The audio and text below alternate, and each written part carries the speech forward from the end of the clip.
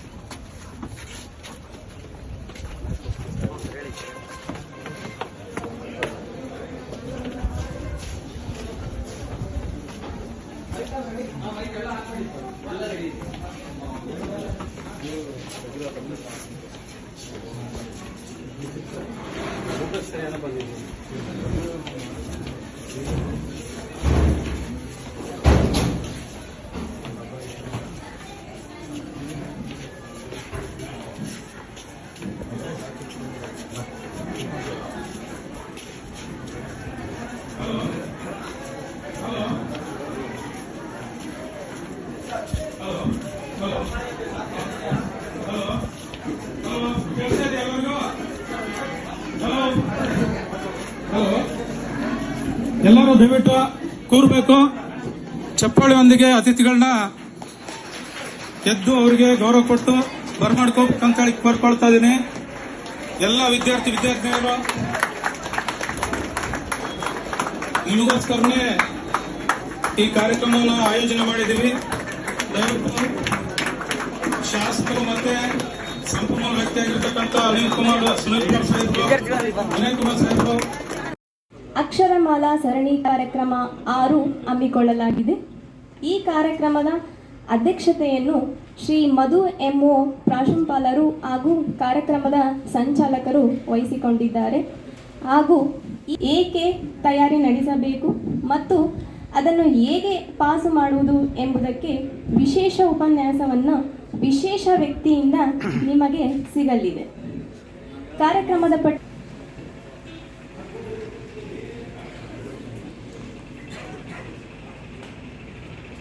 ನೀಡು ಶಿವ ನೀಡದಿರು ಶಿವ ನೀಡು ಶಿವ ನೀಡದಿರು ಶಿವ ಬಾಗುವುದು ನನ್ನ ಕಾಯ ಬಾಗು ನೀಡು ಶಿವ ನೀಡದಿರು ಶಿವ ಬಾಗುವುದು ನನ್ನ ಕಾಯ ನಾನೇಕೆ ಅಂಜಲಿ ನೀ ನನ್ನ ಅಂಬಲಿ ನೀಡು ಶಿವ ನೀಡದಿರು ಶಿವ ಬಾಗುವುದು ನನ್ನ ಕಾಯ. ಕಾರ್ಯಕ್ರಮವನ್ನು ಶಿವನನ್ನು ನೆನೆಸಿಕೊಂಡು ಪ್ರಾರ್ಥನೆಯನ್ನು ಆಡಿದಂತಹ ವಿದ್ಯಾರ್ಥಿಗಳಿಗೆ ಧನ್ಯವಾದಗಳು. ನಂತರ ಸ್ವಾಗತವನ್ನು ಮಹೇಶ್ ಸರ್, ರಾಜ್ಯಶಾಸ್ತ್ರದ ಉಪನ್ಯಾಸಕರು, ಇವರು ನೆರವೇರಿಸಿಕೊಡಬೇಕೆಂದು ಅವರಲ್ಲಿ ಕೇಳಿಕೊಳ್ಳುತ್ತಿದ್ದೇನೆ.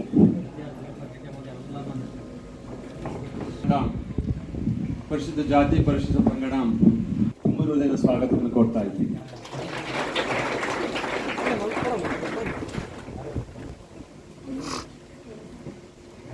ಹಾಗೆಯೇ ಜನಪ್ರಿಯ ಶಾಸಕರಾಗಿರ್ತಕ್ಕಂಥ ದೇವೇಂದ್ರಪ್ಪ ಸರ್ ಅವರಿಗೂ ಸಹ ನಮ್ಮ ನಿಮ್ಮೆಲ್ಲರ ಪರವಾಗಿ ಹಾಗೂ ಈ ಮಹಾವಿದ್ಯಾಲಯದ ಪರವಾಗಿ ತುಂಬ ಹೃದಯದ ಸ್ವಾಗತವನ್ನು ಕೊಡ್ತಾ ಇದ್ದೀನಿ.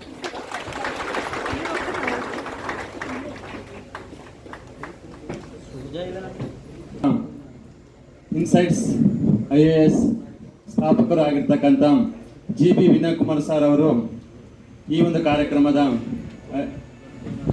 ಭಾಗವಹಿಸಿದ್ದಾರೆ. ಅವರಿಗೂ ಸಹ ನಮ್ಮ ನಿಮ್ಮೆಲ್ಲರ ಪರವಾಗಿ ಹಾಗೂ ಮಹಾವಿದ್ಯಾಲಯದ ಪರವಾಗಿ ಸ್ವಾಗತವನ್ನು ಕೊಡ್ತಾ ಇದ್ದೀವಿ.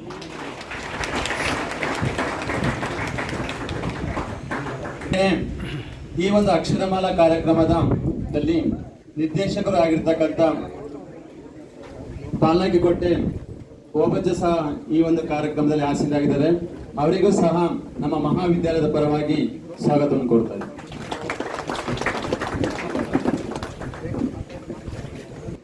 ಈ ಕಾರ್ಯಕ್ರಮದಲ್ಲಿ ಭಾಗವಹಿಸಿದ್ದಾರೆ. ಅವರಿಗೂ ಸಹ ನಮ್ಮ ನಿಮ್ಮೆಲ್ಲರ ಪರವಾಗಿ ಹಾಗೂ ಈ ವಿದ್ಯಾಲಯದ ಪರವಾಗಿ ಸ್ವಾಗತವನ್ನು ಕೊಡ್ತಾರೆ.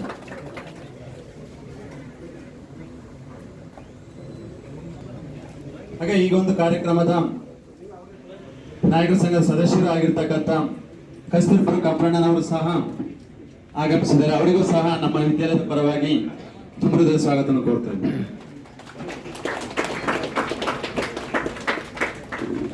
ಹಾಗೆಯೇ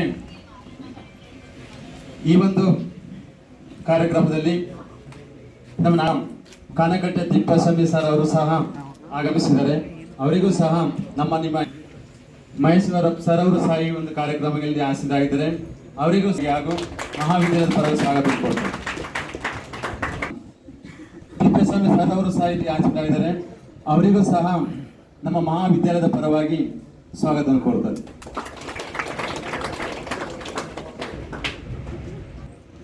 ಆಗಿರ್ತಕ್ಕಂಥ ಚಿಕ್ಕಮ್ಮನಟ್ಟಿ ಹನುಮಂತಪ್ಪ ಸರ್ ಅವರು ಸಹ ಭಾಗಿಯಾಗಿದ್ದಾರೆ. ಅವರಿಗೂ ಸಹ ನಮ್ಮ ಮಹಾವಿದ್ಯಾಲಯದ ಪರವಾಗಿ ಸ್ವಾಗತ ಕೊಡ್ತೇವೆ. ಹಾಗೆ ಆಗಿರ್ತಕ್ಕಂಥ ವೈ ನಾಗರಾಜ್ ಸರ್ ಅವರು ಸಹ ಈ ವೇದಿಕೆ ಮೇಲೆ ಆಸೀನರಾಗಿದ್ದಾರೆ. ಅವರಿಗೂ ಸಹ ನಮ್ಮ ನಿಮ್ಮ ಎಲ್ಲರ ಪರವಾಗಿ ಈ ಮಹಾವಿದ್ಯಾಲಯದ ಪರವಾಗಿ ಸ್ವಾಗತ ಕೊಡ್ತಾರೆ.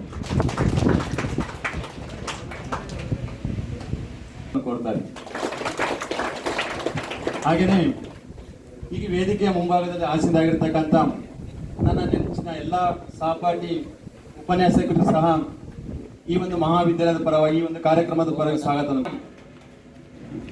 ಸಿಬ್ಬಂದಿ ವರ್ಗದವರು ಸಹ ಈ ಒಂದು ಕಾರ್ಯಕ್ರಮದಲ್ಲಿ ಮುಂದೆ ಆಸಕ್ತರಾಗಿದ್ದಾರೆ. ಅವರಿಗೂ ಸಹ ನಮ್ಮ ಮಹಾವಿದ್ಯಾಲಯದ ಪರವಾಗಿ ಸ್ವಾಗತ ಕೊಡ್ತಾ ಇದ್ದೀವಿ. ಹಾಗೆಯೇ ಈ ಒಂದು ಕಾರ್ಯಕ್ರಮದ ಕೇಂದ್ರ ಬಿಂದುವಾಗಿರ್ತಕ್ಕಂಥ ನಂತರ ಕಾರ್ಯಕ್ರಮವನ್ನು ಉದ್ಘಾಟನೆ ಮುಖಾಂತರ ಜ್ಯೋತಿ ಬೆಳಗುದ್ರ ಮುಖಾಂತರ ಆರಂಭ ಮಾಡಬೇಕು ಅಂತ ಮಾನ್ಯ ಶಾಸಕರಾದಂತಹ ಪಿ ದೇವೇಂದ್ರಪ್ಪ ಸರ್ ಹಾಗೂ ವಿನಯ್ ಕುಮಾರ್ ಸರ್ ಇವರಲ್ಲಿ ಹಾಗೂ ವೇದಿಕೆ ಮೇಲೆ ಹಾಸನಿರ್ತಕ್ಕಂಥ ಎಲ್ಲ ಗಣ್ಯ ವ್ಯಕ್ತಿಗಳು ಹಾಗೂ ವಿದ್ಯಾರ್ಥಿ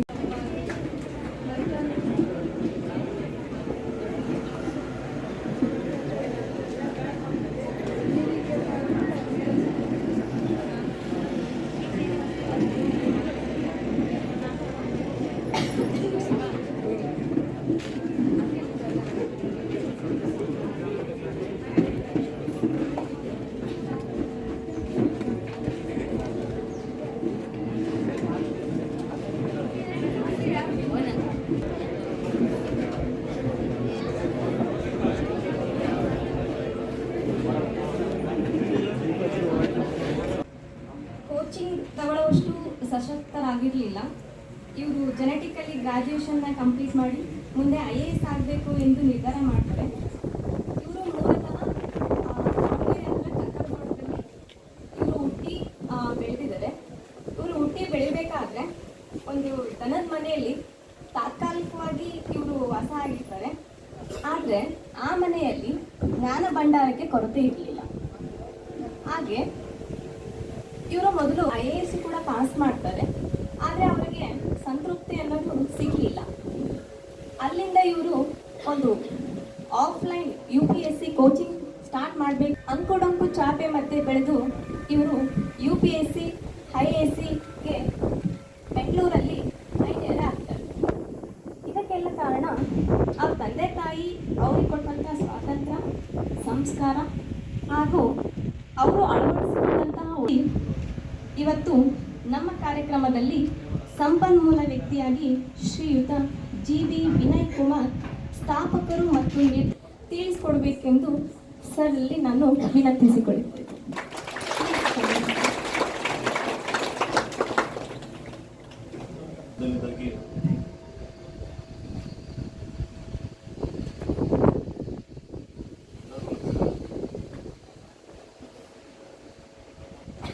ನನಗೆ ಬೆಂಗಳೂರಿಗೆ ಬರೋದು ಅಂತಂದರೆ ಭಾಳ ಇಷ್ಟ.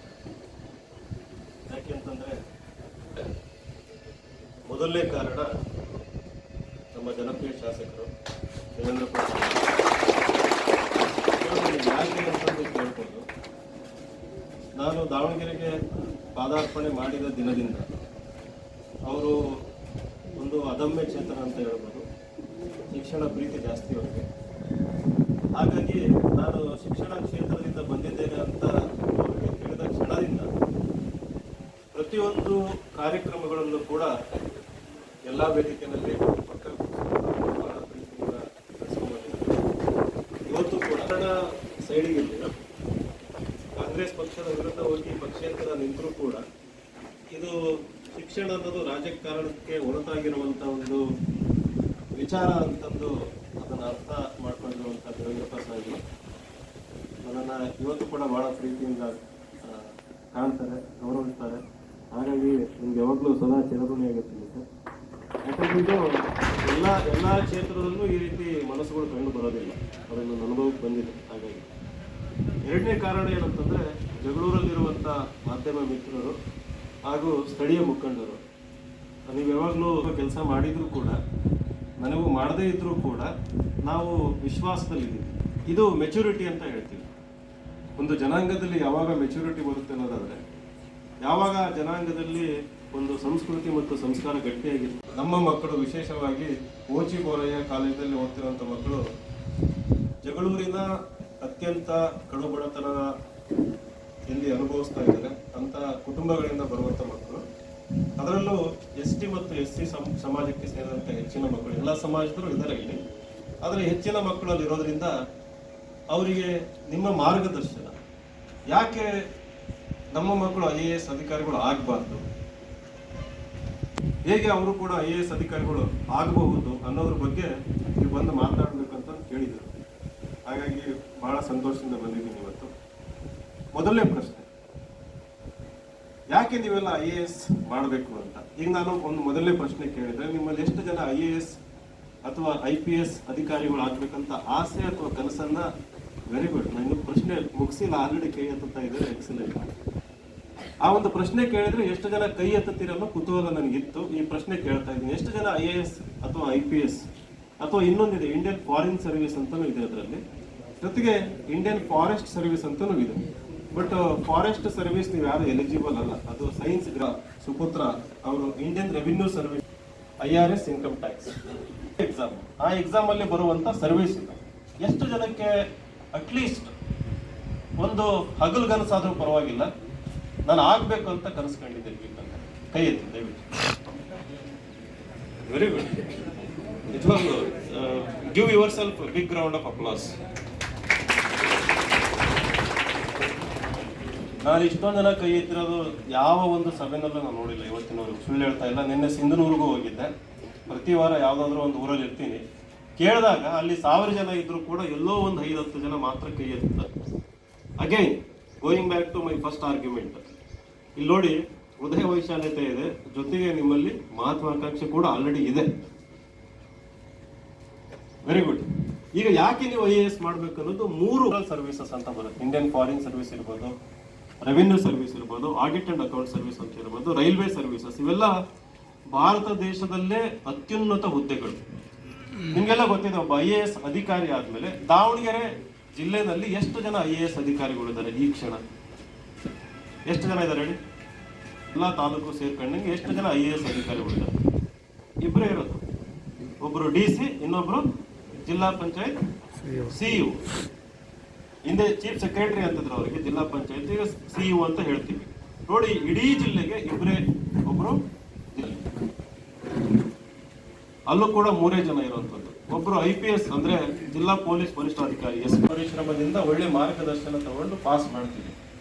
ಪಾಸ್ ಮಾಡಿದ್ಮೇಲೆ ನೀವು ಆ ಒಂದು 25-26 ವರ್ಷಕ್ಕೆ ಬೆಳಗಾವಿ ಜಿಲ್ಲೆ ಅಥವಾ ದಾವಣಗೆರೆ ಜಿಲ್ಲೆ ಅಂತ ಜಿಲ್ಲಾಧಿಕಾರಿ ಅಥವಾ CEO ಆಗುವಂತ ಒಂದು ಯೋಗ ನಿಮ್ಮದಾಯ್ತು ಅನ್ನೋದಾದ್ರೆ, ಅದರಿಂದ ನಾವು ನಿಮ್ಮಿಂದ ಬಯಸಬಹುದಾದ ಬದಲಾವಣೆಗಳೇನು, ಕ್ಷೇತ್ರಕ್ಕೆ ಯಾವ ರೀತಿ ಅಭಿವೃದ್ಧಿ ಸಿಗ್ತದೆ, ಎಲ್ಲದಕ್ಕಿಂತ ಮಿಗಿಲಾಗಿ ನಿಮಗೆ ಆ ವಯಸ್ಸಲ್ಲಿ ಇಷ್ಟು ದೊಡ್ಡ ಸಾಮಾಜಿಕ ಹೊಣೆ ಅಥವಾ ಸಾಮಾಜಿಕ ಜವಾಬ್ದಾರಿ ನಿಮ್ಮ ಹೆಗಲ ಮೇಲೆ ಸಿಗುತ್ತೆ ಅನ್ನೋದಾದ್ರೆ, ಅದಕ್ಕೆ ಬೇಕಾದಂತ ಗುಣಗಳು, ಲಕ್ಷಣಗಳು, ವ್ಯಾಲ್ಯೂಸ್, ಕ್ವಾಲಿಟೀಸ್ ಅಂತ ಹೇಳ್ತೀವಿ, ವ್ಯಕ್ತಿತ್ವ ನಿಮ್ಮಲ್ಲಿ ಇದೆ ಅಂತಂದು UPSC ಗುರುತಿರುತ್ತೆ.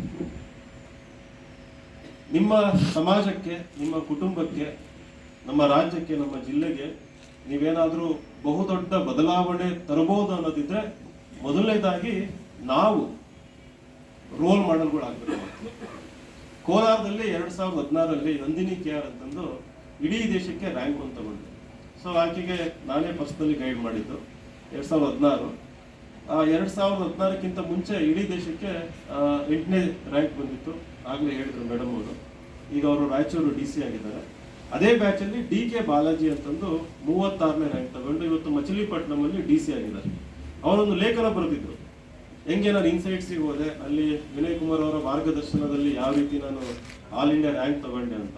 ಸೊ ಈ ಲೇಖನನ ನಮ್ಮ ವೆಬ್ಸೈಟ್ ಅಲ್ಲಿ ನಂದಿನಿ KR ಓದಿ ಸರ್ ಒಂದು ಪತ್ರ ಬರೀತಾರೆ ಸೆಪ್ಟೆಂಬರ್ 5ನೇ ತಾರೀಕು.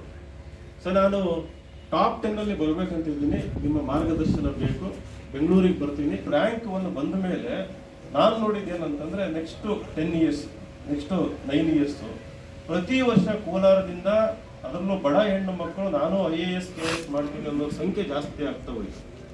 ಪ್ರತಿಯೊಂದು ಹಳ್ಳಿನಲ್ಲಿ ಅಲ್ಲಿವರೆಗೂ ಧೈರ್ಯ ಮಾಡದಿರುವಂತ ಮಹಿಳೆಯರು, ಪೋಷಕರು ನಮ್ಮ ಮಕ್ಕಳನ್ನು ಕೂಡ IAS ಅಧಿಕಾರಿಗಳನ್ನಾಗಿ ಮಾಡ್ತೀವಿ ಅಂತ ಮುಂದೆ ಬಂದರು. ಅವ್ರು ಯಾವಾಗ IAS ಅಧಿಕಾರಿ ಆದ್ರು, ಅವಾಗಿಂದ ಕರ್ನಾಟಕದಿಂದ ಮುಂಚೆ, ಅದಕ್ಕಿಂತ ಮುಂಚೆ 5 ರ್ಯಾಂಕ್ ಬರ್ತಾ ಇದ್ದದ್ದು, ಇವತ್ತು 30ರಿಂದ 35 ರ್ಯಾಂಕ್ಗಳು ಬರ್ತಾ ಇದ್ದವು. ನಾನು ಆಗ್ಲೇ ಒಂದು ಪ್ರಶ್ನೆ ಹೇಳಿದೆ, ಯಾಕೆ ನೀವು IAS ಆಗ್ಬೇಕು ಅಂತಂದು. ಮೊದಲನೇದಾಗಿ ಕರ್ನಾಟಕದಿಂದ ಹೆಚ್ಚಿನ ಸಂಖ್ಯೆಯಲ್ಲಿ ನೀವೆಲ್ಲ IAS IPS ಅಧಿಕಾರಿಗಳು ಆಗೋದ್ರಿಂದ ನಮ್ಮ ಕರ್ನಾಟಕದ ಅಭಿವೃದ್ಧಿ ಸಾಧ್ಯ ಆಗುತ್ತೆ. ಇಲ್ಲಿ ಅಂತಂದ್ರೆ ಡೆಲ್ಲಿ ಮಟ್ಟದಲ್ಲಿ ಪ್ರಜಾವಾಣಿನಲ್ಲಿ ಸಂಪಾದಕೀಯದಲ್ಲಿ ನೋಡ್ಬೋದು, ಕರ್ನಾಟಕಕ್ಕೆ ಸಿಗಬೇಕಾದಂತ ತೆರಿಗೆ ನಮಗೆ ಅದರ ಪಾಲು ಸಿಗ್ತಾ ಇಲ್ಲ, ಮೋಸ ಆಗ್ತಾ ಇದೆ ಅಂತಂದ್ಬಿಟ್ಟು. ಕರ್ನಾಟಕಕ್ಕೆ ಅಥವಾ ಕರ್ನಾಟಕದ ಪ್ರತಿಯೊಂದು ಹಳ್ಳಿಗಳಲ್ಲಿ ನಮಗೆ ಏನೇನು ಬೆನಿಫಿಟ್ಸ್ ಬೇಕು, ಅಭಿವೃದ್ಧಿಗೆ ಬೇಕಾದಂತ ಸಂಪನ್ಮೂಲ ಏನ್ ಬೇಕು, ನಾವು ಅದನ್ನ ಡೆಲ್ಲಿಗೆ ಹೋಗಿ ತಗೊಂಡ್ಬರ್ಬೇಕು ಅನ್ನೋದಾದ್ರೆ ಅಲ್ಲಿ ನಮ್ಮವರೇ ಆದ IAS ಅಧಿಕಾರಿಗಳು ಇರಬೇಕಾಗುತ್ತೆ. ಪ್ರತಿಯೊಂದು ಡಿಪಾರ್ಟ್ಮೆಂಟ್ ಅಲ್ಲೂ ನಮ್ಮವರೇ ಆದಂತ ಅಧಿಕಾರಿಗಳು ಇರಬೇಕಾಗುತ್ತೆ. ಆ ಸಂಖ್ಯೆ ಗಣನೀಯವಾಗಿ ಬಹಳ ಕಡಿಮೆ ಇದೆ, ಮೊದಲನೇ ಕಾರಣ. ಎರಡನೇದು, ನಮ್ಮದು ಸುಂದರವಾದಂತ ಕನ್ನಡ ಭಾಷೆ ನಮ್ದು. ಇವತ್ತು ಕನ್ನಡ ಭಾಷೆ ಉಳಿಬೇಕು, ಬೆಳಿಬೇಕು. ಯಾಕೆಂತಂದ್ರೆ IAS ಅನ್ನೋದು ಆಲ್ ಇಂಡಿಯಾ ಸರ್ವಿಸ್ ಅಂತಂದ್ರೆ, ಆಲ್ ಇಂಡಿಯಾ ಸರ್ವಿಸ್ ಅಂತಂದ್ರೆ ನೀವು ಕೇವಲ ಕರ್ನಾಟಕದಲ್ಲ, ದೇಶದ ಯಾವುದೇ ಮೂಲೆಯಲ್ಲೂ ಕೂಡ ಇವತ್ತು ಅಧಿಕಾರಿಗಳ ಕೆಲಸ ಮಾಡ್ಬೋದು. ನೀವು ಸಿಕ್ಕಿಮು, ಮಿಜೋರಾಮು, ನಾಗಾಲ್ಯಾಂಡು ಅಲ್ಲೇನಾದ್ರೂ ಹೋದ್ರೆ ಕನ್ನಡಿಗರಾಗಿ ಅಲ್ಲೋಗಿ ಕೆಲಸ ಮಾಡಿದಾಗ ಏನಾಗ್ತದೆ, ಸಹಜವಾಗಿ ನೀವೆಲ್ಲ ಕನ್ನಡ ಅಲ್ಲಿ ತಗೊಂಡು ಹೋಗ್ತಿರೋ ಇಲ್ಲ, ಹೋಗೇ ಹೋಗ್ತೀವಿ. ಕನ್ನಡಿಗರು ಯಾರು ಬಂದ್ರೆ ಅಲ್ಲೊಂದು ಕನ್ನಡ ಸಂಘನ ಸ್ಥಾಪನೆ ಮಾಡ್ತೀವಿ. ಆಮೇಲೆ ಕನ್ನಡ ಪರವಾಗಿ ಯಾವಾಗಲೂ ಒಲವಿರ್ತದೆ ನಿಮಗೆ. ಜೊತೆಗೆ ಇಂಡಿಯನ್ ಫಾರಿನ್ ಸರ್ವಿಸ್ ಅಂತಂದು ನೀವು ಆಫ್ರಿಕಾಗೋ ಅಥವಾ ಇನ್ಯಾವುದೋ ಸೌತ್ ಅಮೆರಿಕ, ನಾರ್ತ್ ಅಮೆರಿಕನ್ ಯಾವುದೋ ಒಂದು ದೇಶಕ್ಕೆ ಹೋದಾಗಲೂ ಕೂಡ ಅಲ್ಲೂ ಕೂಡ ಕನ್ನಡವನ್ನ ಬೆಳೆಸುವಂತ ಮನಸ್ಸು ನಿಮ್ಮ ಜೊತೆ ಸದಾ ಇರ್ತದೆ ಅಂತ. ಕನ್ನಡ ಭಾಷೆ ಅಭಿವೃದ್ಧಿಗೆ, ಬೆಳವಣಿಗೆಯೂ ಕೂಡ ನೀವು ಅಧಿಕಾರಿಗಳಾಗಬೇಕಾಗಿರೋದು ಅನಿವಾರ್ಯ. ಯಾಕೆ ಅಂತಂದ್ರೆ ಇವತ್ತು ನೋಡಿ, ನೀವೆಲ್ಲರೂ ಮೇ ಬಿ ಕನ್ನಡ ಮೀಡಿಯಂ ಅಲ್ಲಿ ತಗೋತಿದ್ರೆ ಇಂಗ್ಲಿಷ್ ಮೀಡಿಯಂ ಅಲ್ಲಿ, ಕನ್ನಡ ಮೀಡಿಯಂ ಆಗಿ ಮದುವೆ ಆಗ್ತೀರಿ, ಒಳ್ಳೊಳ್ಳೆ ಹುದ್ದೆಗಳಿಗೆ ಹೋಗ್ತೀರಿ. ನಿಮ್ಮ ಮಕ್ಕಳನ್ನ ಕನ್ನಡ ಮೀಡಿಯಂಗೆ ಹಾಕ್ತೀರಿ, ಇಂಗ್ಲಿಷ್ ಮೀಡಿಯಂಗೆ ಹಾಕ್ತೀರಿ? English medium. ಅಲ್ಲ, ಆನೆಸ್ಟ್ ಆಗಿ ಹೇಳಿ. ನಿಮ್ಮ ಮಕ್ಕಳನ್ನ ಕನ್ನಡ ಮೀಡಿಯಂಗೆ ಸೇರಿಸ್ತಾರೆ, ಇಂಗ್ಲಿಷ್ ಮೀಡಿಯಂಗೆ ಸೇರಿಸ್ತಾರೆ? ಎಷ್ಟು ಜನ ಕನ್ನಡ ಮೀಡಿಯಂಗೆ ಸೇರಿಸ್ತಾರೆ? ಇದ್ರೆ ದಯವಿಟ್ಟು ಸೇರಿಸಿ, ಉಳಿದಿದ್ರೆ ಸೇರಿಸಿ. ಸೊ ಆಲ್ಮೋಸ್ಟ್ ಎಲ್ಲ ಇಂಗ್ಲಿಷ್ ಮೀಡಿಯಂ ಸೇರಿಸ್ತೀವಿ, ಆಯ್ತಾ? ಅದು ಇವಾಗೆಲ್ಲ ನಿಮಗೆ 18-19 ವರ್ಷ ಅಂತ ಅನ್ಕೊಂಡ್ರು ಇನ್ನೊಂದು 7-8 ವರ್ಷದಲ್ಲಿ ಆ ಕೆಲಸ ಆಗ್ತದೆ. ಆಮೇಲೆ ಅವರು ದೊಡ್ಡವರಾಗಿ ಒಂದು 9-10 ಕೋಟಿ ಪಾಪ್ಯುಲೇಷನ್ ಇರುತ್ತೆ ಕರ್ನಾಟಕದಲ್ಲಿ. ಇದು ಬಹಳ ದೊಡ್ಡ ಆತಂಕಕಾರಿ ಬೆಳವಣಿಗೆ ಇದೆ. ಪ್ರತಿಯೊಂದು ಮನೆ ನಿಲ್ಬೇಕು ಅನ್ನೋದಾದ್ರೆ ಕನ್ನಡವನ್ನ ಪ್ರೀತಿಸುವಂತ, ಕನ್ನಡವನ್ನ ಬೆಳೆಸುವಂತ ಮನಸ್ಸುಗಳು ಅಡ್ಮಿನಿಸ್ಟ್ರೇಷನ್ ನಲ್ಲಿ ಬರಬೇಕು. ಅಡ್ಮಿನಿಸ್ಟ್ರೇಷನ್ ನಲ್ಲಿ ಹೆಚ್ಚಿನ ಸಂಖ್ಯೆಯಲ್ಲಿ ಕನ್ನಡವನ್ನ ಅಧಿಕಾರಿಗಳು ಎಲ್ಲ ಡ್ರೈ ಫ್ರೂಟ್ಸ್ ಕೊಡ್ತಾರೆ.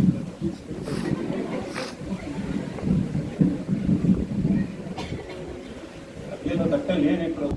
ರೈಟ್. ಮೂರನೇ ಕಾರಣ, ಹಳ್ಳಿ ಮಕ್ಕಳು, ಅದರಲ್ಲೂ ವಿಶೇಷವಾಗಿ ಶೋಷಿತ ವರ್ಗದವರು ಹೆಚ್ಚಿನ ಸಂಖ್ಯೆಯಲ್ಲಿ IAS IPS ಅಧಿಕಾರಿಗಳಾಗಬೇಕು.